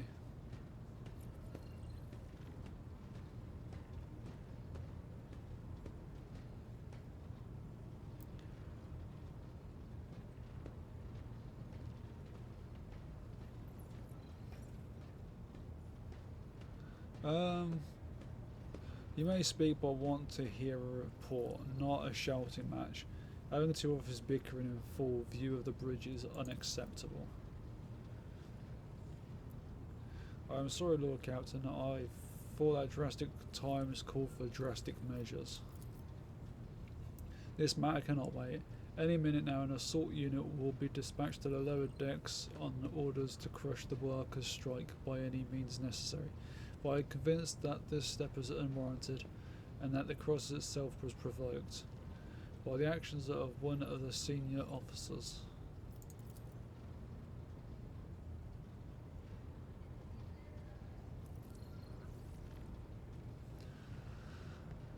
Abelard, in no hurry to intervene, lets out a sceptical huff. He glances at Sorobak, who is standing not far from him, but he maintains a stony expression. Lord Captain, I urge you to investigate the actions of Seneschal Bersarian and to intervene in what's happening on the lower decks, because very soon we will have a mutiny or a massacre on our hands.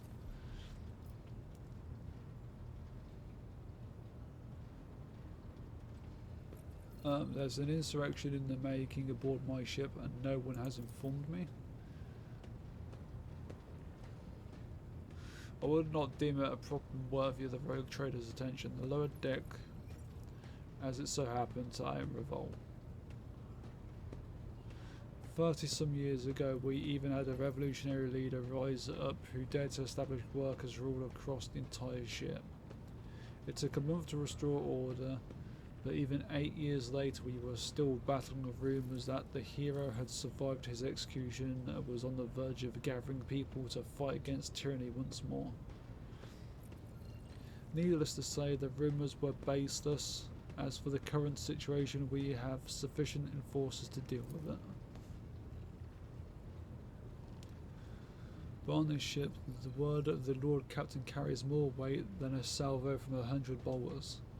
I'm sure that if the rogue trader addresses the malcontents directly, he will quell the unrest.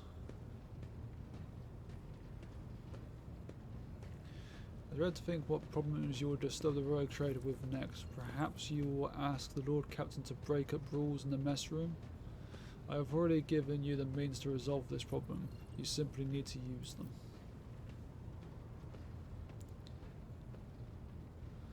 If I may, your lordship, sending a hit squad to crush the rebellion is a means of ignoring the problem, not solving it.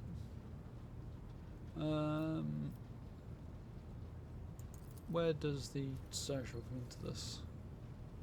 I shall explain. Time is running out. I will not hurry. Since my competence is under scrutiny, I shall speak for as long as I see fit. There is an established order to the way things are done on this ship, and one of the pillars of that system is the rogue trader's attention is not distracted by trivial matters. It is the Seneschal's role to ensure that. I have always handled internal problems myself, so of course, when I received information about cultists hiding on the lower decks, I took the matter in hand.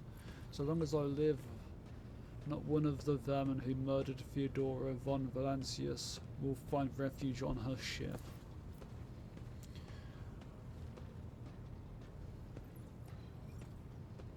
You are far too heavy-handed. Seneschal Rossarian arrests, interrogates, mass punishment for entire sectors.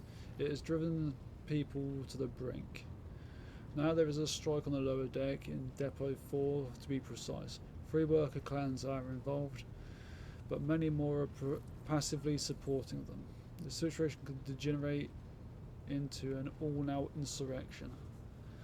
But when I reported my concerns, the only response I received was an order to dispatch an assault unit and crush the strike with maximum force.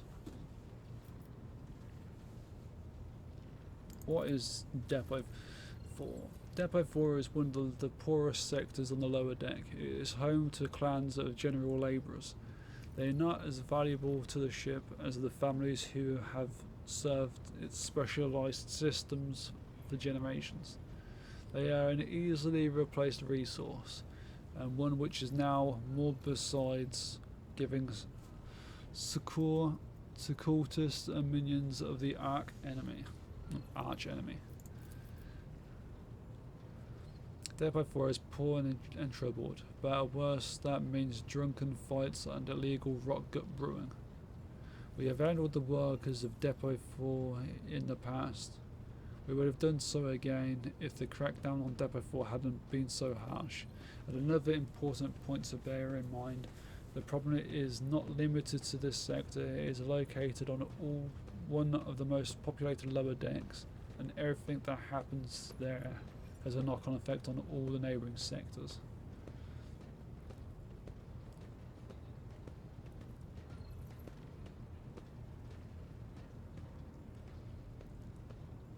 Master at Arms, the ship's enforcers report to you, and yet you seem hesitant to provide your own perspective.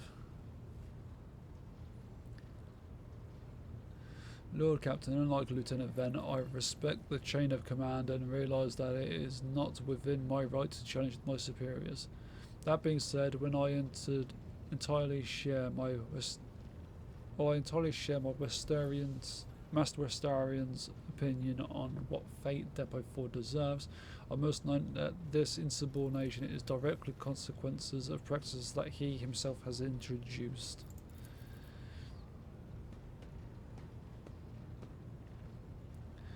Mr. Sir, I see you have decided to follow the Lieutenant's example after all. Such behaviour does you no credit.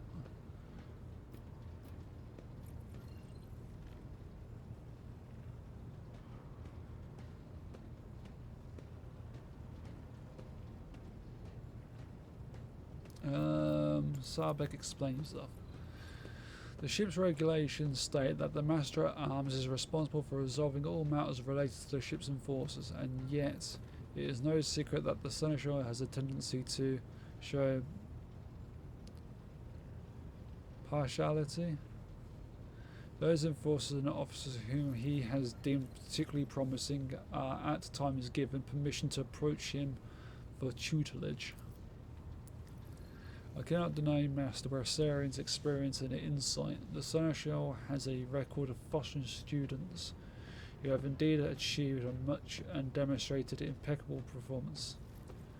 However, extending such patronage over the head of their immediate superior encourages disregard for hierarchy among your Lord's servants. Today an enforcer goes to the Seneschal to report to an order from the Master at Arms that they happen to disagree with. Tomorrow they will go to the Lord Captain to object to the Seneschal's orders. I notice a pattern in these actions. I see. How did this all start? The situation could boil over any minute, so I'll give you the condensed version. It all began when the enforcers found a cultist amulet on the body of someone who'd been killed in a drunken brawl. We reported it up the chain immediately, arranged for a cleansing rite to be performed, and opened an investigation. No heretics have been found alive, but the search has brought tension between enforcers and workers to a head. I see no need to add anything. I acted within the remit of my authority, guided exclusively by the best interests of your protectorate and your personal safety. If you wish to confirm the rectitude of my actions for yourself, I have no objections.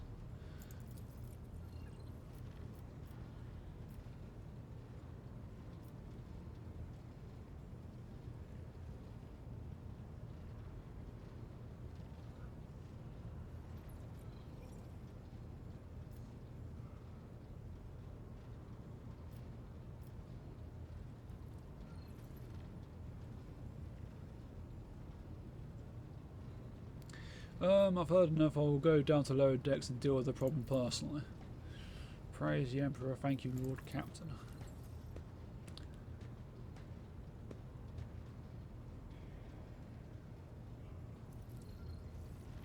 An enterprise bordering on the sophomoric.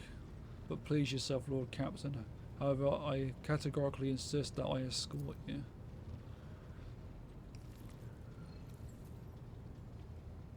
Lord Captain, I regret that the enforcers were unable to handle the situation, which then led to your and the Seneschal's involvement.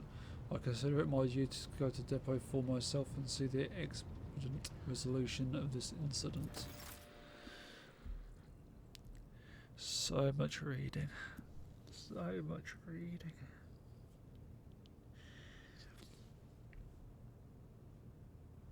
Okay.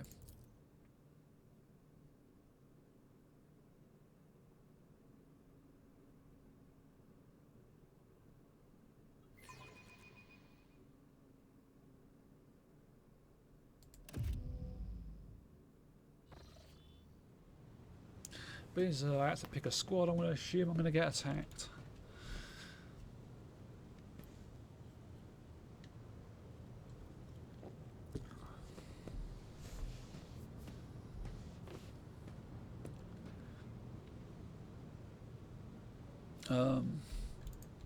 Okay.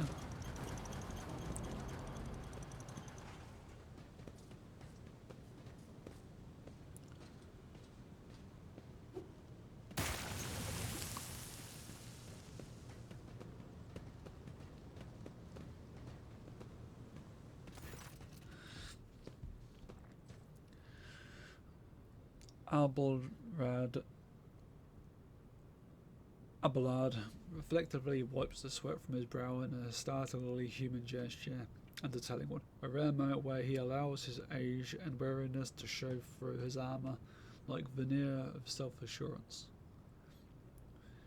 The lower decks are a source of endless problems. Sometimes I dearly regret that we cannot replace all the locals with servitors.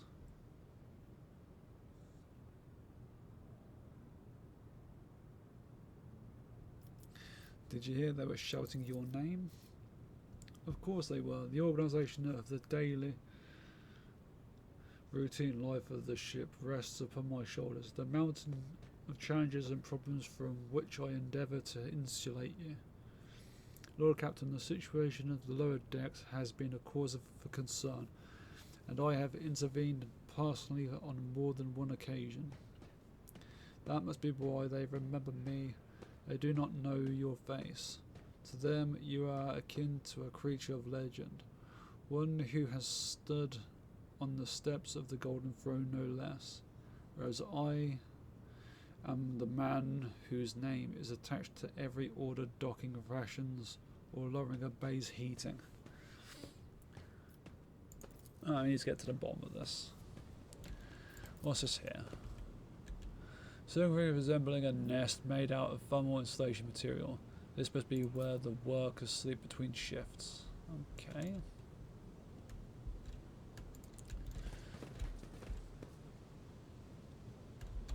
Lower deck rabble. A valve.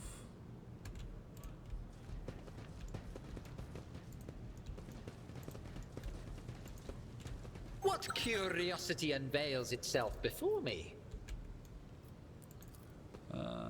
A container can be seen beyond the massive bars. Perhaps examining the pipe will allow you to reach it. Okay, I was just examining the pipe, but it's not letting me reach One it. step at a time, amidst the madness.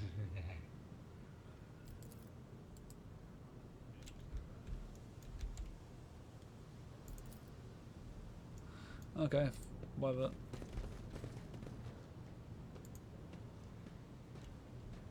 Obviously I can't go through there, but this door here can be open, so let's go through this then. No. What's through here? Greetings, your grace. They will see. Oh yes, More valves. they all good. will see. Yoink. Inside the box, a string of scratched letters runs along the edge. Different first names, but the same surname. It looks like this box has been passed down in the family from generation to generation. Okay. Nothing else in there. Moving swiftly on. I still do not see our purpose in coming here. Relax, old man. Going for a stroll.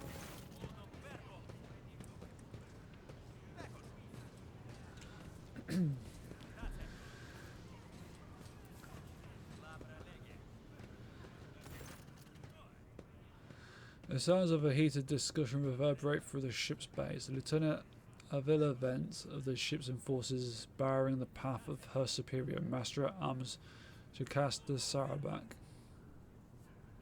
who is clad in armour. Judging by their expression and the tone, the standoff has dragged on for some time already and has now reached the boiling point. Lieutenant Vent, my patience is wearing thin. I have given you an order, now get out of my way.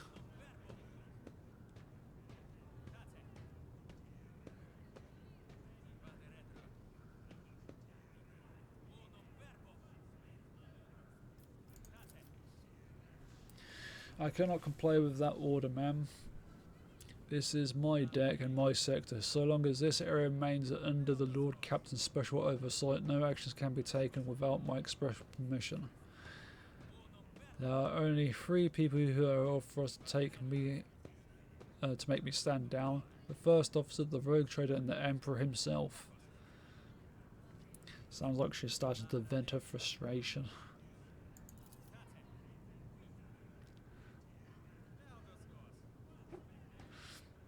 So not all my lessons fall on deaf ears. Ablad mutters in crabby approval. He does not clarify whether he means vents, sourback looming over her, or both. Your lordship. I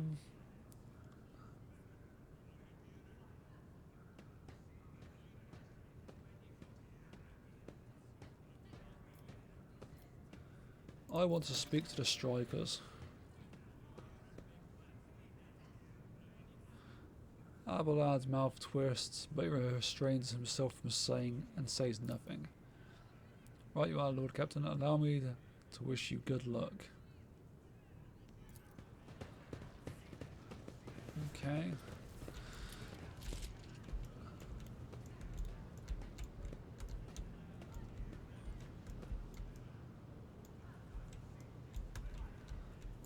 In this tapestry of a world, I am the rogue thread.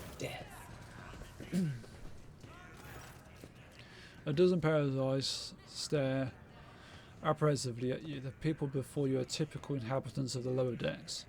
You take in their simple clothes, crude weapons, and faces that display varying levels of mutation. From the barely discernible to the strange, to the outright grotesque. Can't change with the... They look normal to me. Oh well. Apart from that person.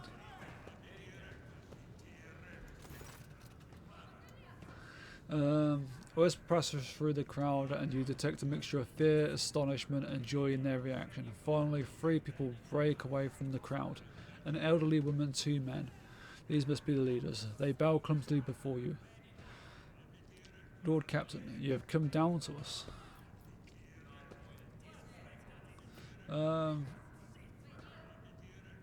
Tell me what is troubling you. Why are you striking? Striking? That's news to us, your lordship.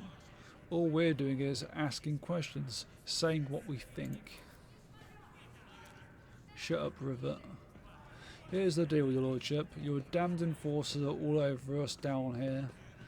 They say they're looking for cultists, one wrong word and they're reaching for their batons. If they want to punish someone, they turn off the heating to the whole base for a week at a time, so we get sick and freeze. In my clan, 2 little ones died from inflammation in their lungs, all because of those enforcers. Oh.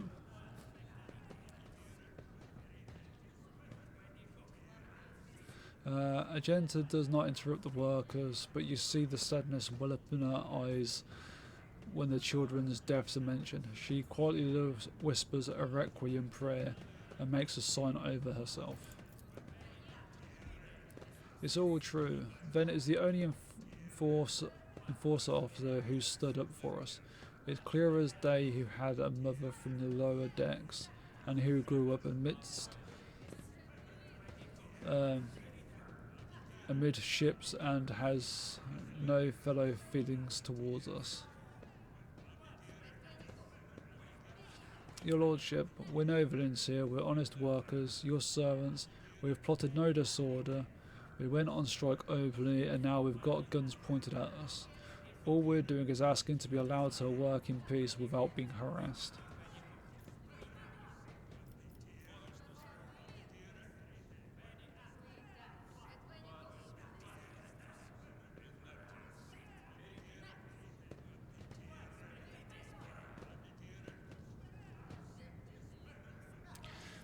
The prosecution started a process of nothing, you say. I was told that one of you was found in possession of a cultist amulet, and there are heretics hiding here. A cultist amulet? What's that? The gewgaw they found on the dead drunkard? If it was something evil or forbidden, we sure didn't know that. The enforcer just said they were looking for heretics among us, and anyone obstructing their investigation would be punished. But how could there be heretics here? We know our people. There have been no new faces around. Definitely not, and if there were, we'd be the first to report them. And as for this amulet, or wherever it is, they took it off a dead body. There are no cultists still breathing in our sector, that's for sure. But when that fight broke out, some enterprising folk looted the bodies. The boots they came back with, nobody ever tread these decks in boots so fine. I can tell you that. Seems to me these cultists have better commanders than us. Oh yeah, those bits were really fine. And there were no harm in taking them, right? As for the amulet, it must have been pocketed by someone who didn't know any better. We don't need any amulets around here. We all worship the Emperor. And when we're working, we bow down before the machine spirits of the large and small transformers and the servo motor. The same way my grandfather was taught 100 years ago by a tech priest who came calling, "Believe us, your lordship, we are people of faith."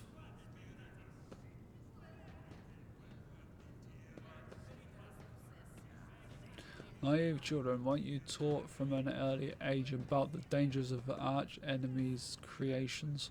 Weren't you warned that any unfamiliar object could be one of them? We were told, Holy Sister, but it was long ago. The last time we saw a confessor in our sector, it was just after I'd had my third little one. That is regrettable, but you cannot lay the burden of leading a righteous life on the shoulders of the Holy Father. Who will you blame when beasts crawl out of those amulets you stole from the heretics? The Holy Father who was not there, or the scavenger who brought evil down on themselves and his neighbours?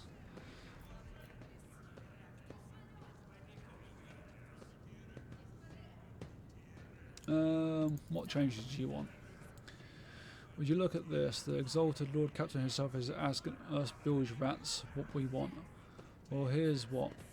We want you to rein in your damned enforcers, to quit turning off the heat, and to stop battering everything that moves. No, that's not it. We want the enforcers gone from here, and we want to be armed. Give us arms and we'll govern ourselves. We'll defend ourselves if those cultists do show their faces. I've been leader of my clan for 20 years now.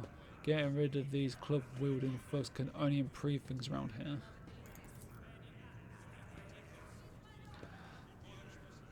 Okay, now so much reading. You've gone too far, old man. They'll never let the maggots of the lower decks live without the enforcers breathing down our necks. They probably even insist on enforcers on the upper decks too. As for weapons, what do we need them for? Before the first day's out, we'll have someone shooting their neighbours out of stupidity or drunkenness. We don't need that. If the enforcers stop hassling us, that'll be enough. In return, we'll find the scavengers who robbed the cultist bosses and we'll talk to them. One lower decker to another. If there are any more of those damned amulets about, we'll hand them over to the enforcers ourselves. You speak for yourself and your clan, and I'll speak for me and mine. I don't want empty gestures, I want real change. They'll promise us the world now, but as soon as the Anointed One turns his back, these brutes will be on us even harder than before, all because we dared to speak out. The tall worker's eyes dart between the two arguing leaders every few seconds. He opens his mouth as if planning to agree, but each time he falls silent, simply making a few vague noises of approval.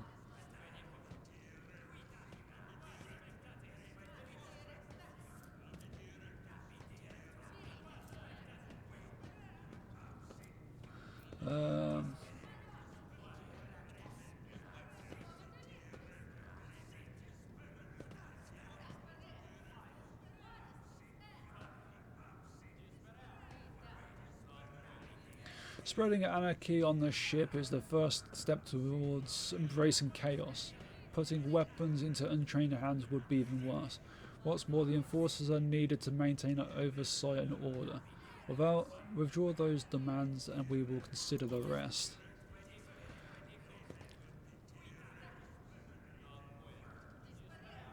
The Lord Captain himself has come down to us and is offering concessions.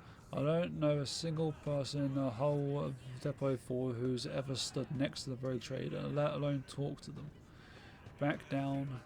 Now's no time for you to be a stubborn old crone. The three clans of Depot 4 ought to act as one. We've made our minds up. It's your turn to decide. Don't ask them to disband the enforcers or give us weapons. We don't need any of that. You two are ganging up on me, is that it? So brave you are against an old woman, but I'll shut up. I will indeed. I won't go against the two clan leaders on my own. If you want to make peace with the enforcers, make your peace.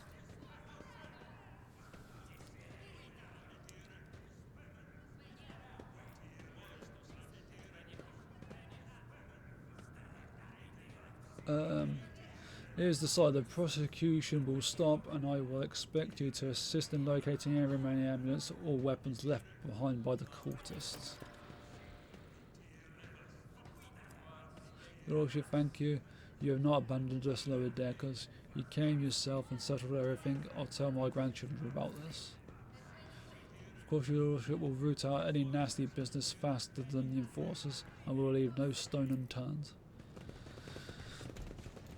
Okay. What else can I find out here? What lies beyond?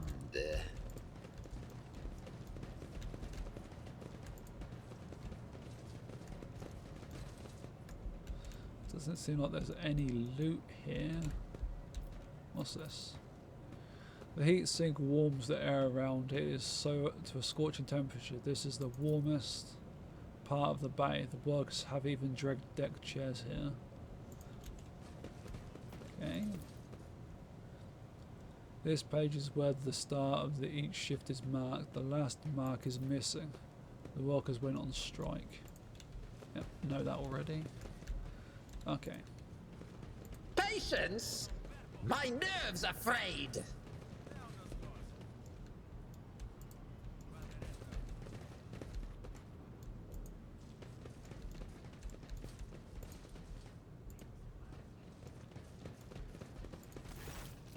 Whoops. Ah, okay. Thought I completely messed up just then. I missed an entire box in chat. Stop it unexpectedly. Albala imperiously dismisses the unit to stand at a distance and addresses your other companion, saying, I have an urgent matter to discuss with the Lord Captain. Please give us a moment. Are you pleased with your investigation, Lord Captain? You kowtowed to the disloyal rabble, you believed their lies and showed them leniency. Next time the ship is attacked by cultists, that rabble will welcome them in with open arms and allow them to wreak havoc. Wreak whatever havoc they like, because they see you as a weak leader. Is that how you see your future at the helm of the Von Valancius Protectorate?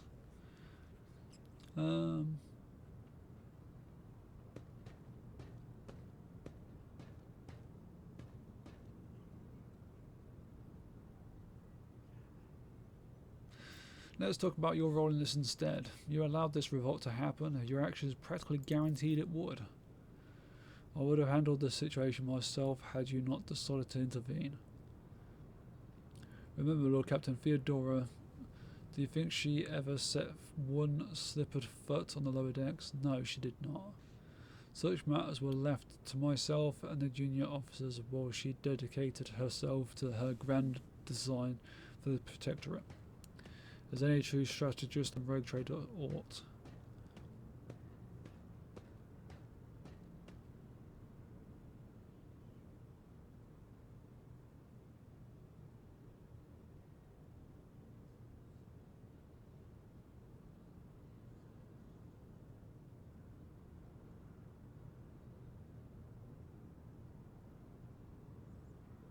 Oh. supposed to. Maybe if Theodora had spent more time trifling on trifling matters, she wouldn't have wound up dead.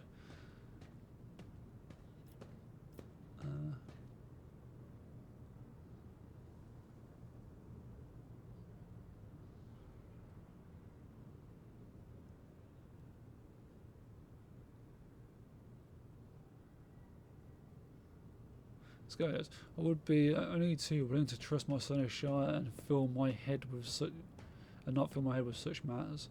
But the situation has spiraled out of your control, Albert lad. You're right.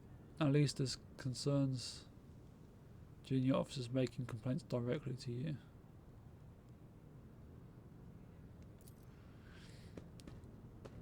I lost my temper, Lord Captain, and I believe I ought to explain myself. The prosperity of the von Valentius Protectorate is not just an empty phrase to me. I left the Imperial Navy for the chance to see it flourish. It was the most momentous decision of my life. I did it because I saw in the Lord Captain Theodora's deeds the sign of true greatness. Rogue traders do not simply forge new routes and capture worlds. They create order out of anarchy. That creative impulse was entirely lacking during my time in the military. So I left behind everything I had known, everything my family had known. I came from a long line of officers and I embarked upon this incredibly reckless adventure. Lord Captain Theodora entrusted me with all the concerns she had no time for. She would go off on her flagship for long periods to distant frontiers, on scouting voyages, and the advancement of the entire Protectorate rested on my shoulders. And then suddenly everything that had been built over years and years began to quake, rattling like a flimsy hanger on a seismically active world. Jesus fucking Christ. I have nightmares about this bloody reading later.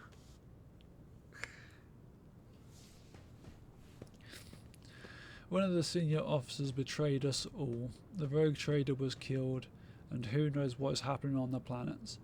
I tell you this honestly without fear of appearing weak. All this has come as a grievous blow to me. I am not panicking or grieving because I cannot allow myself to panic or grieve. I am a duty bound to aid the new rogue trader, to aid you. To find your footing as quickly as possible, and to do that I must insulate you from problems that in the past have been dealt with by tried and tested procedures set out in the ship's regulations. Procedures that were established long ago and have functioned smoothly for decades cannot suddenly be deemed excess to requirements.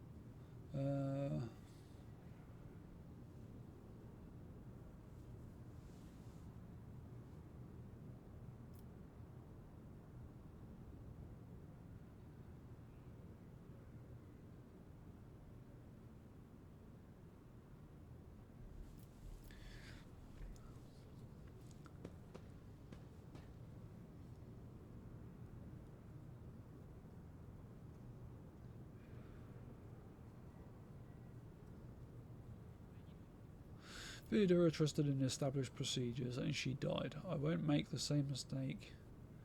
If you want to keep building the future of the von Valentius Protectorate with me, stop living in the past. Or this one.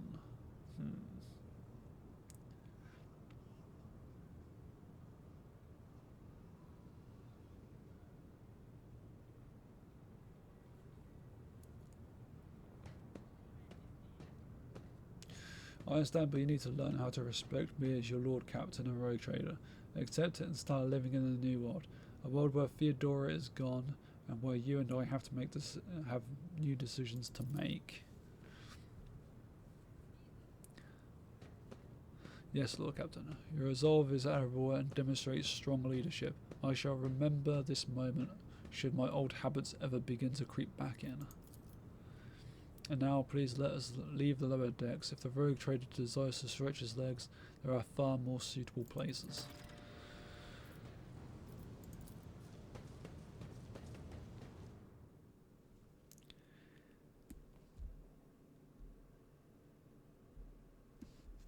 So much reading.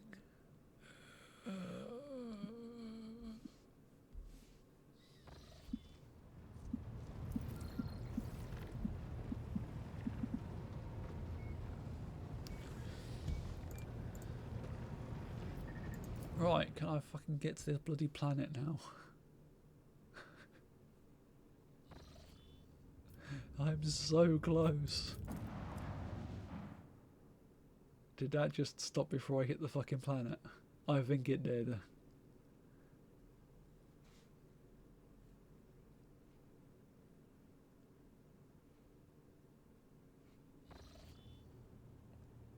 Bollocks.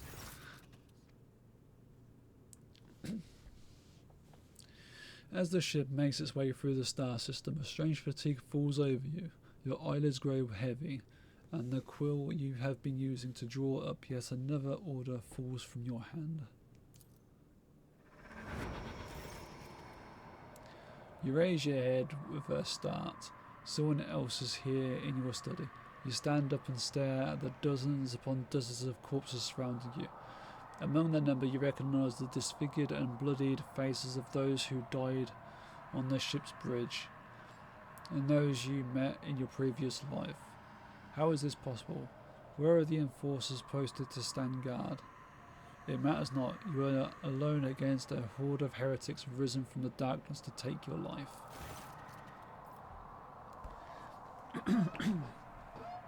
As if its own accord, the shard lying on the edge of the desk, the sole remnant of Kunad Vortiger's weapon, slips into your hand. The metal is searing cold. The dead sway from side to side, closing in around you in a nightmarishly slow advance.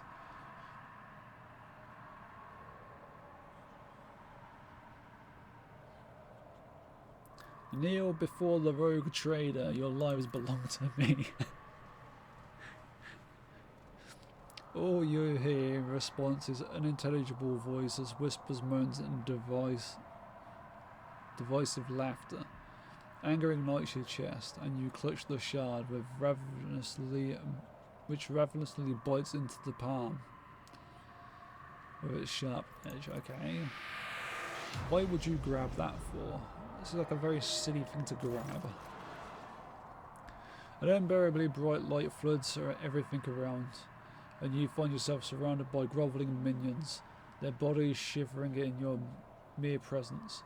Your hands no longer hold a pitiful shard, but a majestic and intricate weapon, a skillfully crafted sword with strange, unnerving proportions, a curved design and an unusual hilt adorned with the image of a closed eye. The eye opens wide, revealing a gaze so ancient and dark that it steals your breath away. You have felt this gaze before, there on the bridge, and the voice that appears in your mind only confirms your guess. The tapestry is woven, the path is chosen, accept your fate, champion.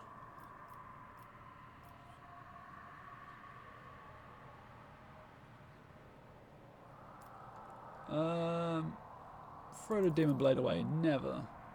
Your body refuses to obey your mind. The handle feels as if it has become one with your hand, and the gaze of the demonic eyes sets your very soul ablaze. Resisting your fate is futile.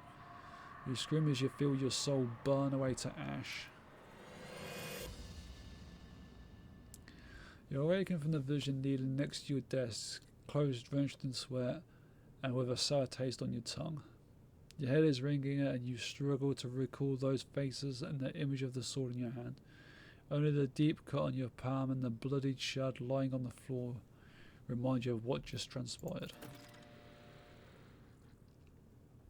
You would rather die than touch that thing again, so you reach a shaking hand for your Vox and call for a servitor.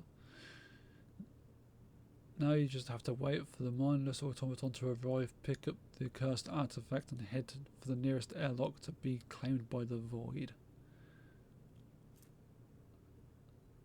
Blade shard has been lost.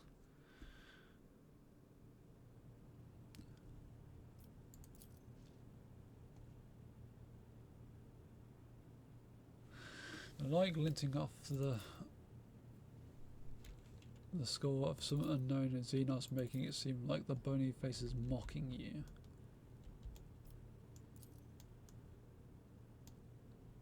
What do you mean unknown Xenos? That's an orc head.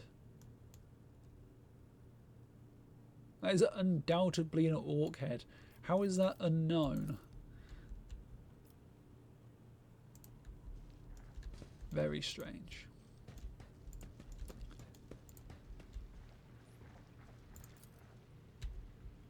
The long dreaded eyes of this fierce monster never capture the fear and pain of his final moments. Okay.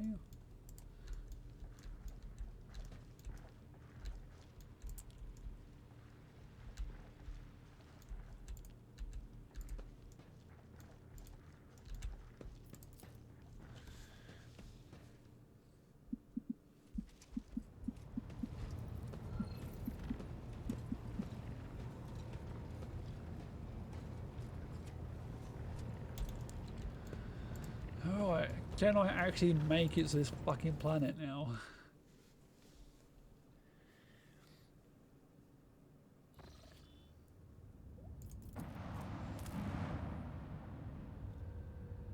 I've made it to the planet. Begin the scan.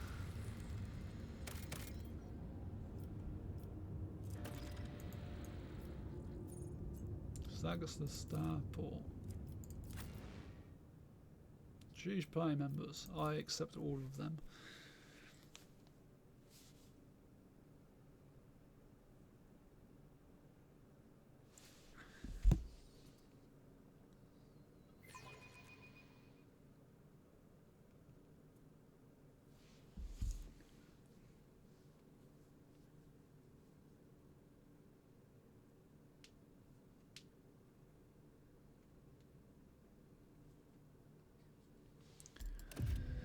Okay, to the starport.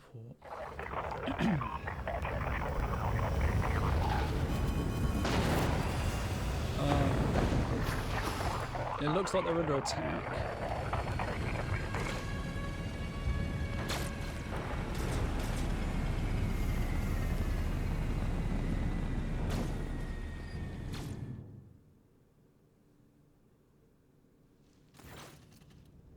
Oh, wow.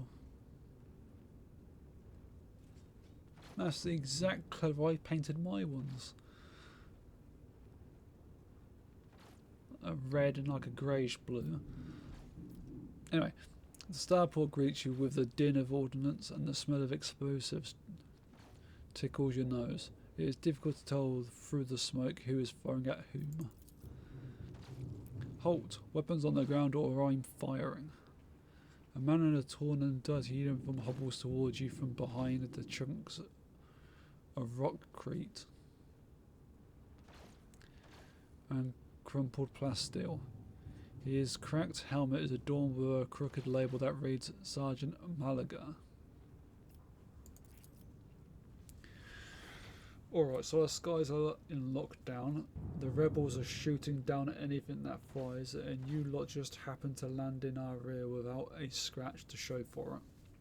And on a shuttle like that. Where did you get it? Stolen from the palace, isn't it? Grab 'em, lads. We've got ourselves a rebel landing force. By the holy throne, what is this mess? They're in a rough spot, old man. Go easy on them.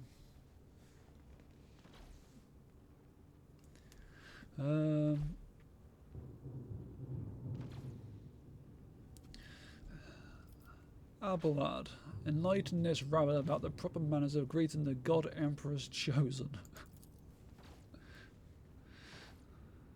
Abelard clears his throat. You stand before rogue trader Von Valancius. You ignorant worm. Snap to attention this instant and give his lordship a formal report. With a mixture of awe and terror, he snaps to attention, raises his freshly cut chin like an exemplary soldier and barks, "My mistake, sir." At once, the starport is under the control of the governor's wardens. Perimeter commander is Sergeant.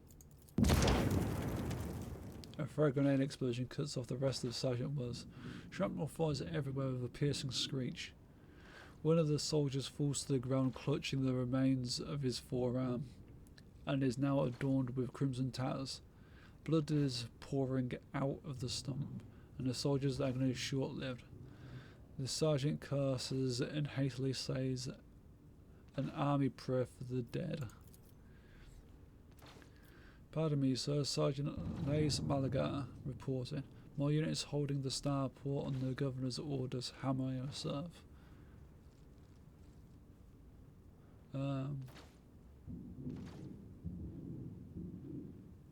What is going on here? Unrest, armed rebellion in both the capital and the provinces. First the lower levels sparked, then it went up the spires. They hit the Vox hubs, the arsenals, the mag train stations. Then Philip tore off his mask precisely because he knew about the trouble on Oricad Minoris. He knew that none of ours would come to our aid. You may continue to report, peasant. Oh, she called him a peasant.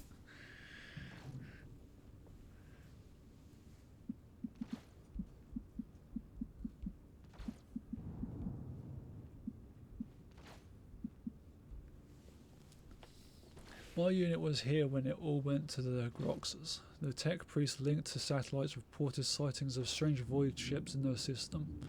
They were orbiting the star until one of them set course for landing on Rykad Majoris. The governor took precautionary measures and ordered to increase security at the key facilities. Everyone knows that whenever something's not right, you better double the warden details. The alarm was raised, and we were sent to secure the starport. It's the only reason why we were able to hold it.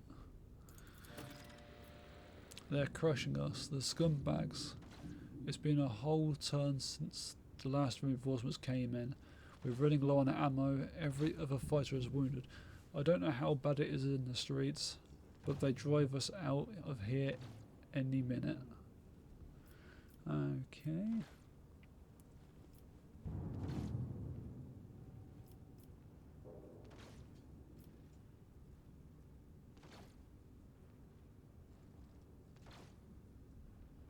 Pat him on the shoulder.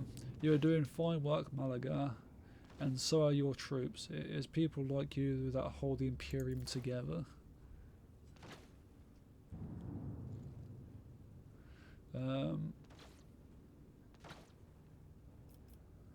Do you happen to know if a member of the Inquisition has come here? I don't know, sir. There definitely haven't been any visitors like that on my watch. You might have to inquire at the headquarters, your lordship, sir.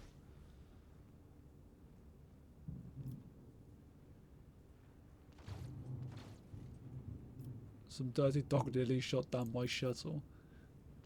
Affirmative, your lordship, sir. It's all those damn rebels. Those maggots somehow got their hands on an anti-aircraft battery, and it's causing our shuttles no end of trouble. The thing that really packs a punch. Oh, that thing really packs a punch. You're lucky they missed you. I've seen them fly 2 shuttles carrying reinforcements. Not a soul survived. Okay, I'm going to the governor. If I may report, sir, as long as the rebel keeps shooting their damned anti-aircraft battery, there is absolutely no way to shuttle you to the governor. It would have to be on foot, and the streets are dangerous. I want to send with you as an escort. I assigned all available troops to accompany the esteemed tech priest to the governor. I will voxcast orders to them to wait for you, and I'll inform headquarters. They better send out a convoy to meet you halfway. Meanwhile, we will follow the governor's orders and hold the line here.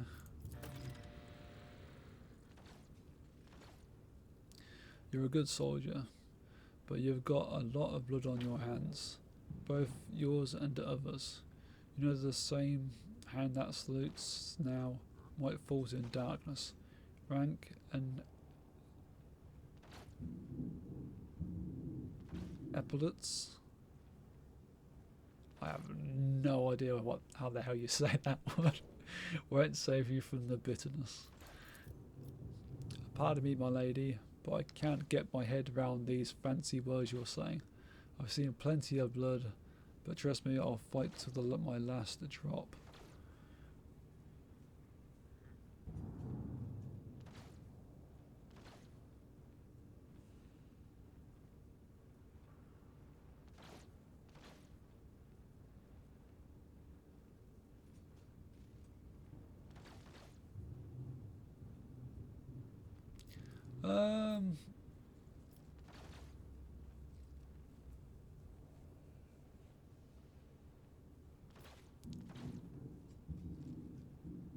You're a fool. The governor, who is safe and sound in the rear, has left you for dead, and here you are preaching about glory. No surprise there. It's a soldier's lot to serve and die, not the governor's, though that's not his duty.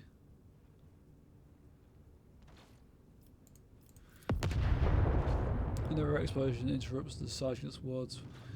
With a sigh of relief, he turns to his soldiers and spits out a booming series of commands.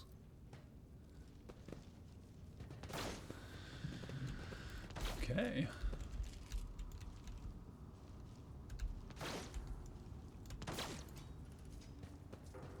May his light harden our hearts. New trials await us in this place. It's going from bad to worse. I expected a typical dull reception with the governor. Not more carnage.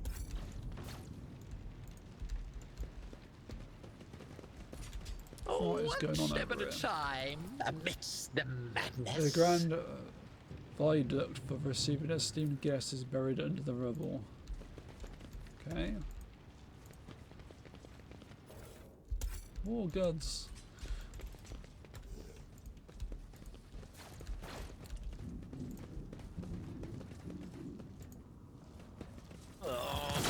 Another annoyance. I will take you down. Okay, so let me just get my characters into some sort of position, I guess. So I could have him up here. He's fine now. He is my front line, so I want him as far forward as I can. She can go there for now. She can go there. And she can come over to here, I guess. Maybe. I think that'll do. It might work.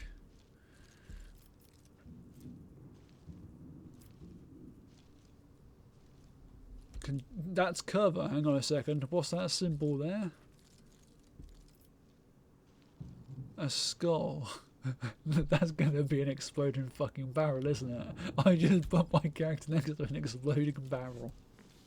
Shit. Oh well. As the Emperor commands, I act. For that definitely, the soldier gives a sign. They're about to open fire. The soldiers in their eyes will automatically dodge the soldier's next attack. Faith Fine. without deeds is worthless. Okay.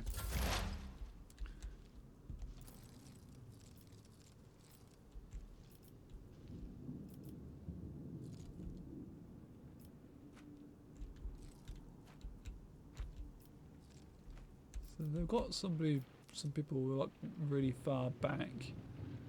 I'm just gonna take a pot shot at that dude. Okay. Time to slaughter someone. Here we go. Let's make it quick. This is a lot of enemies.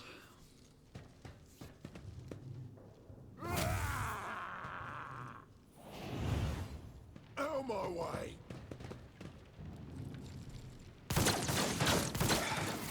Just a minor setback.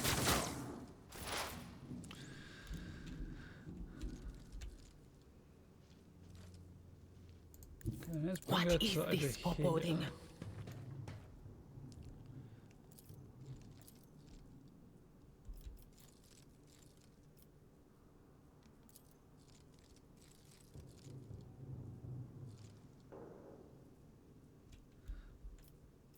So that's where he is in the line of.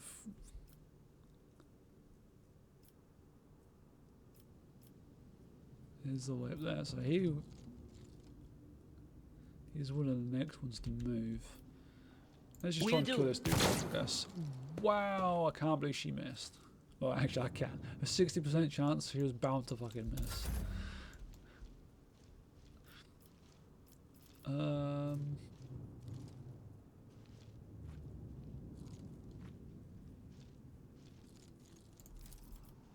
Oh, creatures. Okay, I don't want to use that just there. What if I I move have her up read to here tomes of military tactics. and then use this?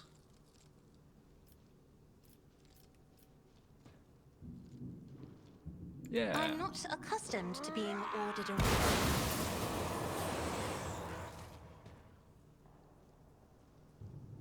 Okay. Huh.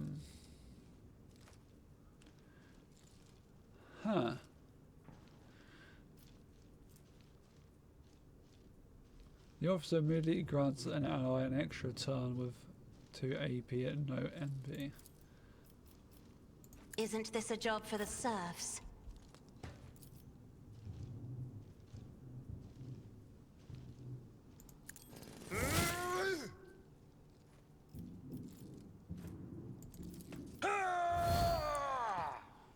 Okay. She's done. Break them morale.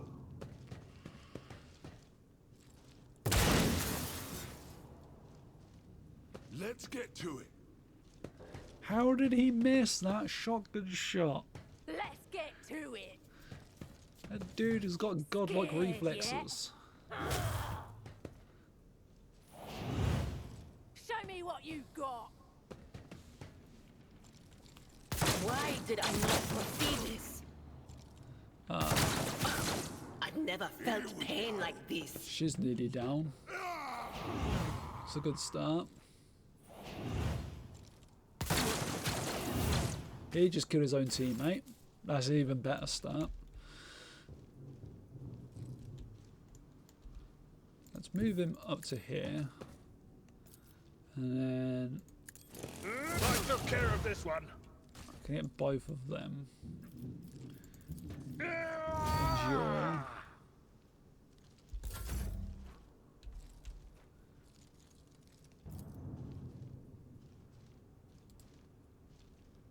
I'll do Shift it. 4. I will not.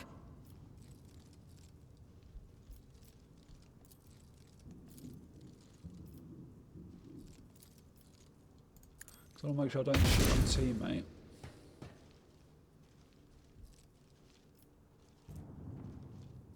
Doubt is for the weak.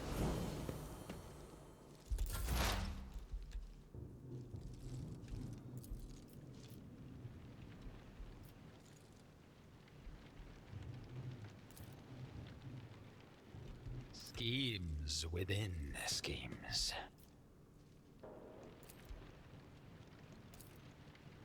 77% chance to kill. Wicked. Oh, I got Another one of one them. is shattered. Let's make it quick. Oh, he got his Me, teammate. Lord Captain. Cassia, poor girl. Bugger.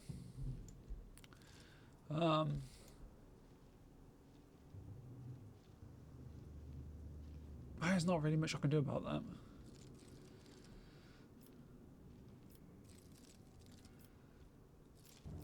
So let's move this one Cover me. to here.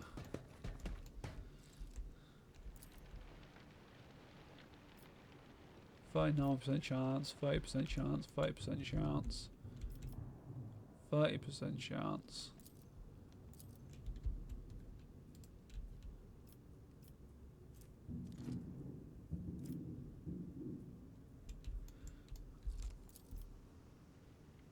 Anything else? Okay. She's Weapon at useless. the ready. To the heretics. Hold on. Let's get to it. The witch has fallen. Leave her to rot.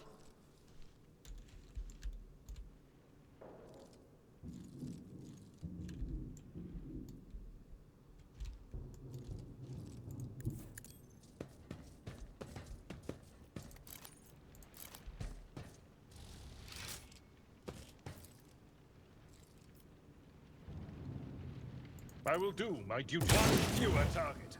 Hey, we were 20% chance to hit. It I will managed be to done. connect. Okay, and then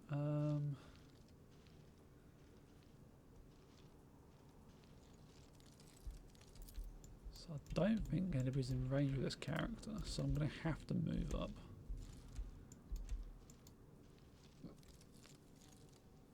Guided by faith.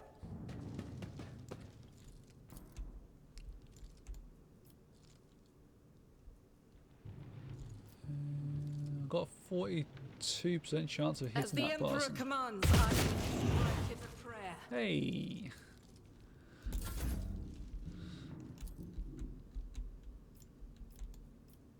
Don't have a line of sight on that person.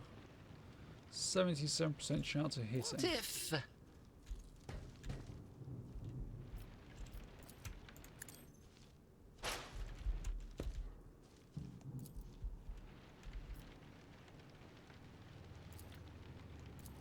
Let's see. Okay. We're getting quite lucky with some of these Follow my shots.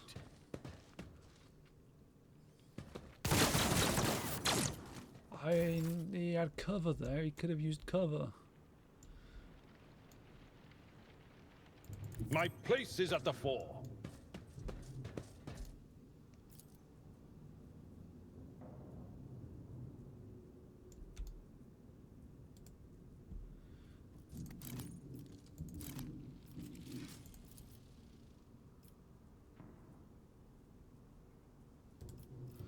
At your beck and call.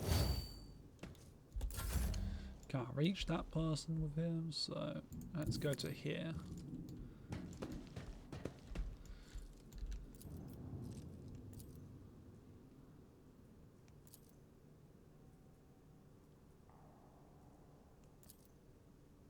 I can't. This fucking hit is him anyway, unacceptable. so she can just I'll do reload. it.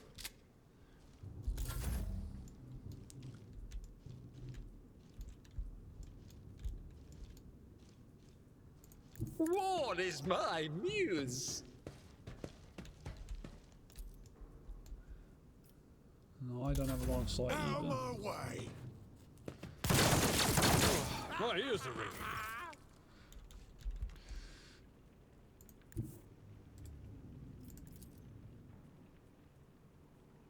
I'd rather not. Follow my lead. Okay, Indeed. cut him.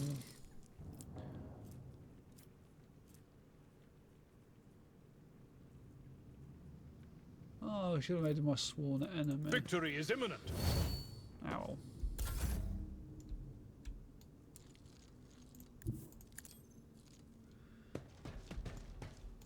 Faith without deeds is worthless. Doubt is for the weak. God damn it.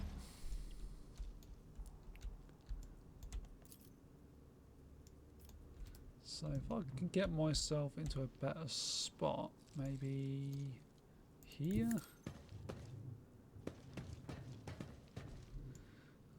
Might be able to get a shot on him. Nope. I'll reload then. Genius at work. So let's make him my sworn I will do my enemy. duty.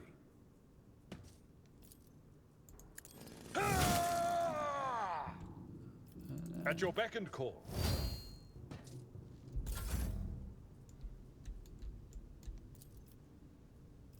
As the Emperor commands, I act. Oh my god, stop missing your shots, woman.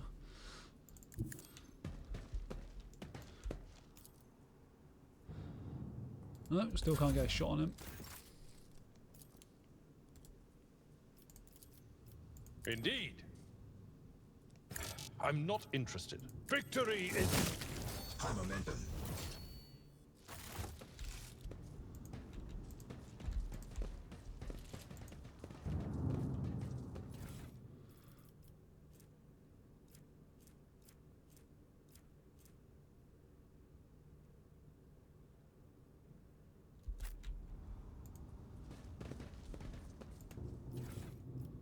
Wow, lots of armor and weapons to be had.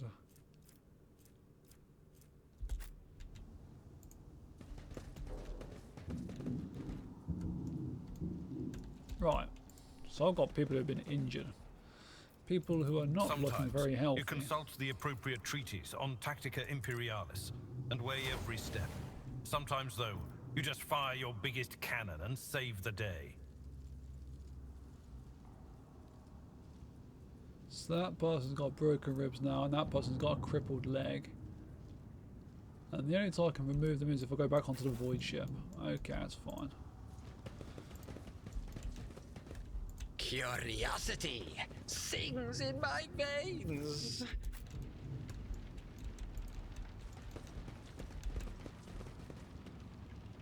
Blind madman. Just my kind of person to talk to. Eyes, my eyes, have you got them? Please give them back to me, even just one, please.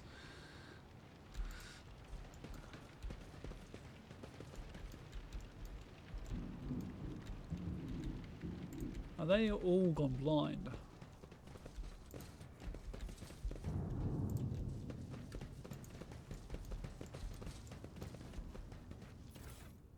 Oh, loot.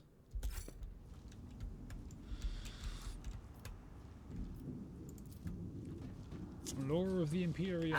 Another notch. We're in on the side of the shutter in pilots. Okay, I couldn't read that at all. Never mind. Ooh, a cloak. So that is going to be good for her because she has got the officer's thing. So, okay. And she's using a auto pistol as a secondary weapon, which it's okay, I guess, but what's her intelligence like?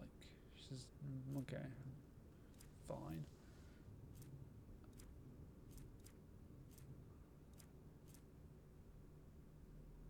Give her a sniper rifle instead, we'll see how she does. And I'll probably do the same with her. I'll probably give her that long lass.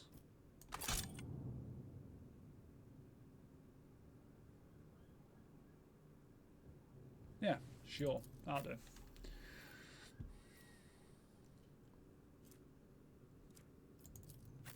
%, modifier, 15%.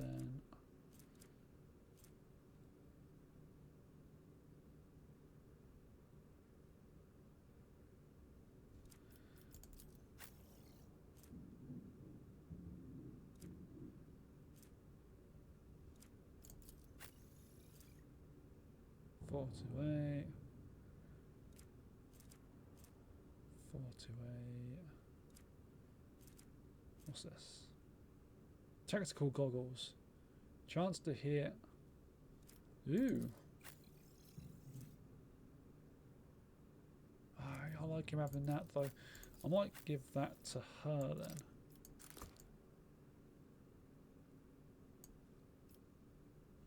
Oh, actually. No, not her. Can I give it to her? Increase her chance of actually hitting something for a fucking change. And then I've got a knife. He's using a chainsword.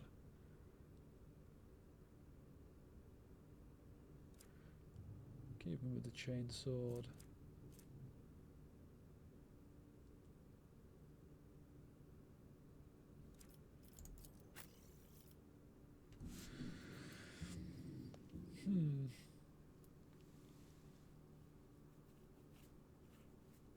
You know what? She could have one of them ones. We'll try her out with one of them. In the shadows of the Imperium's ignorance, my genius blossoms. Oh, how they fear the brilliance that eludes their narrow vision.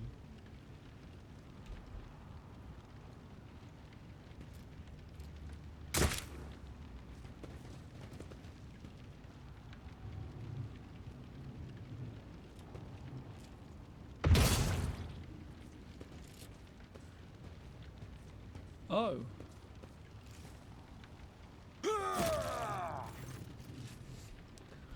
Lucky Jasper. The young shaggy-haired soldier is still pale nonetheless. As you approach, he holsters his pistol, the hallmark of good discipline. He gives you a somewhat frightened but genuine smile. Thank you, my lord.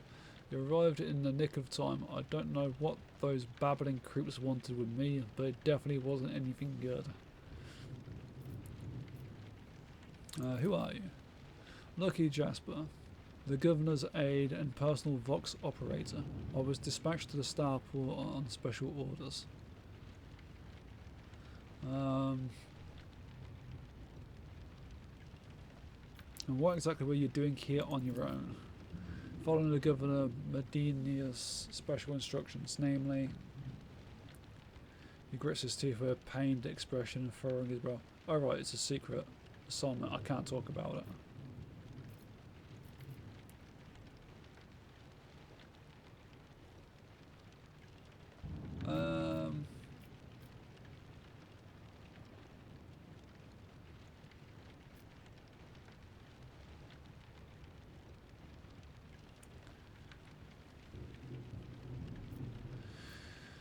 Imperium, I think. I am rogue trader. Why don't I simply order you to tell me everything?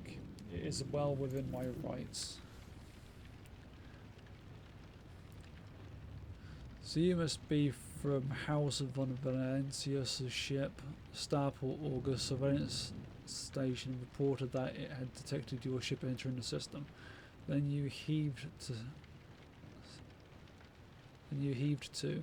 Sent a shuttle to another unidentified ship, a very strange one at that, and then that ship departed. But the August Surveillance Station's reports are not to be disclosed to third parties. But you knew that already, don't you? But alright, if you're really a rogue trader, I'll tell you everything.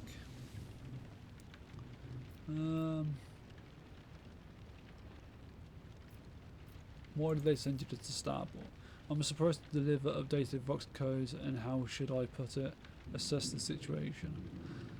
The planet is a real mess at the moment. The rebels have found their way into the VoxNet and are now eavesdropping. This made proper communications impossible. The hallowed electrodynamics Cenobium had sent out distress call before it went dark. And who even knows what's happening in the system? There's been a riot on Rycadia Philia, the prison planetoid.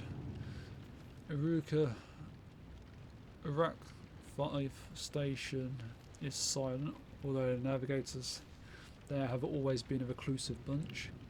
I was hoping I'd be lucky enough to run into a pilot or captain who who could give me an update, but that's hardly possible right now. The rebels are blasting anything that tries to land out of the sky with a damn cannon.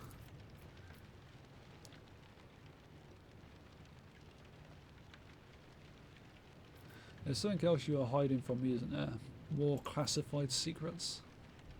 It's nothing classified, just personal. There's no reason why I'm here. My betrothed is missing, Raquel Vakari, the esteemed Avain Winterscale's personal pilot. When the right reports came from Rycordfilia, Lord Avain headed there personally. Then this rebellion started down here, and we lost communications. No one knows how they're doing up there. You know what I'm afraid of? That they'll come back and those real rebel scumbags will shoot them out of the sky. I wanted to find a place that's high up, set up a voxcaster there and send them a transmission. The sky is closed off, don't try to land. But I didn't make it in time. Those blind dogs chased after me. And as I was running, I tripped and broke the caster. I worry for her. She's an excellent pilot, but I still worry. That is why all members of the Void Ship clan share the same employment. No matter how devoted a servant of the Imperium is to their duty, there is always the danger that family ties might disrupt regulations and order.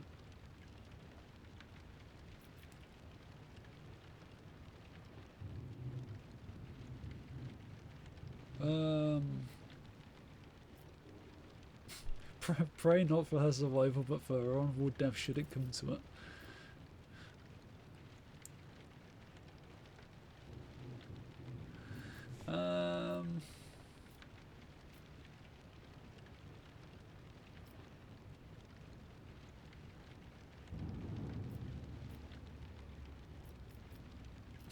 That is so fucking mean. I'm not going to do that.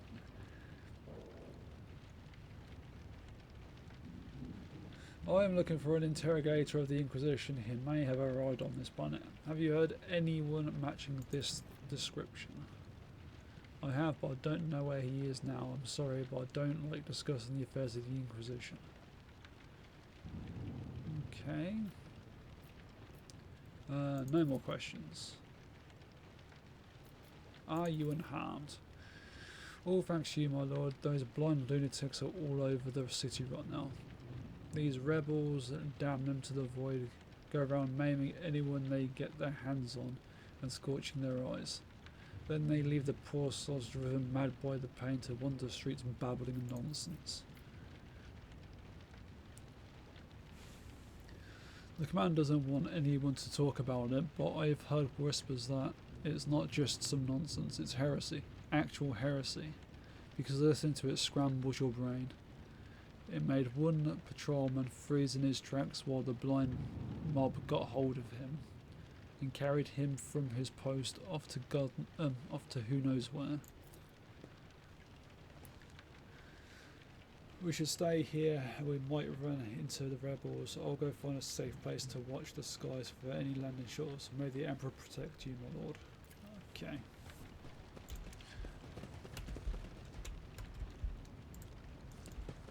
There will be no peace in my wake.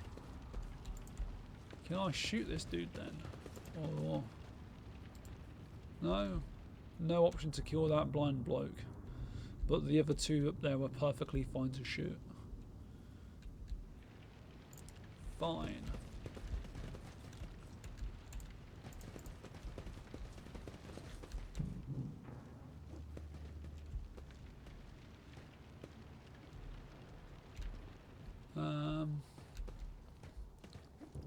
Right, I'm going to back up from there. What lies beyond? Right, I'm going to end my stream now. I'll be back on around 3:30 maybe. Playing a different game. If you enjoyed, please leave a follow and I shall see you next time. See ya.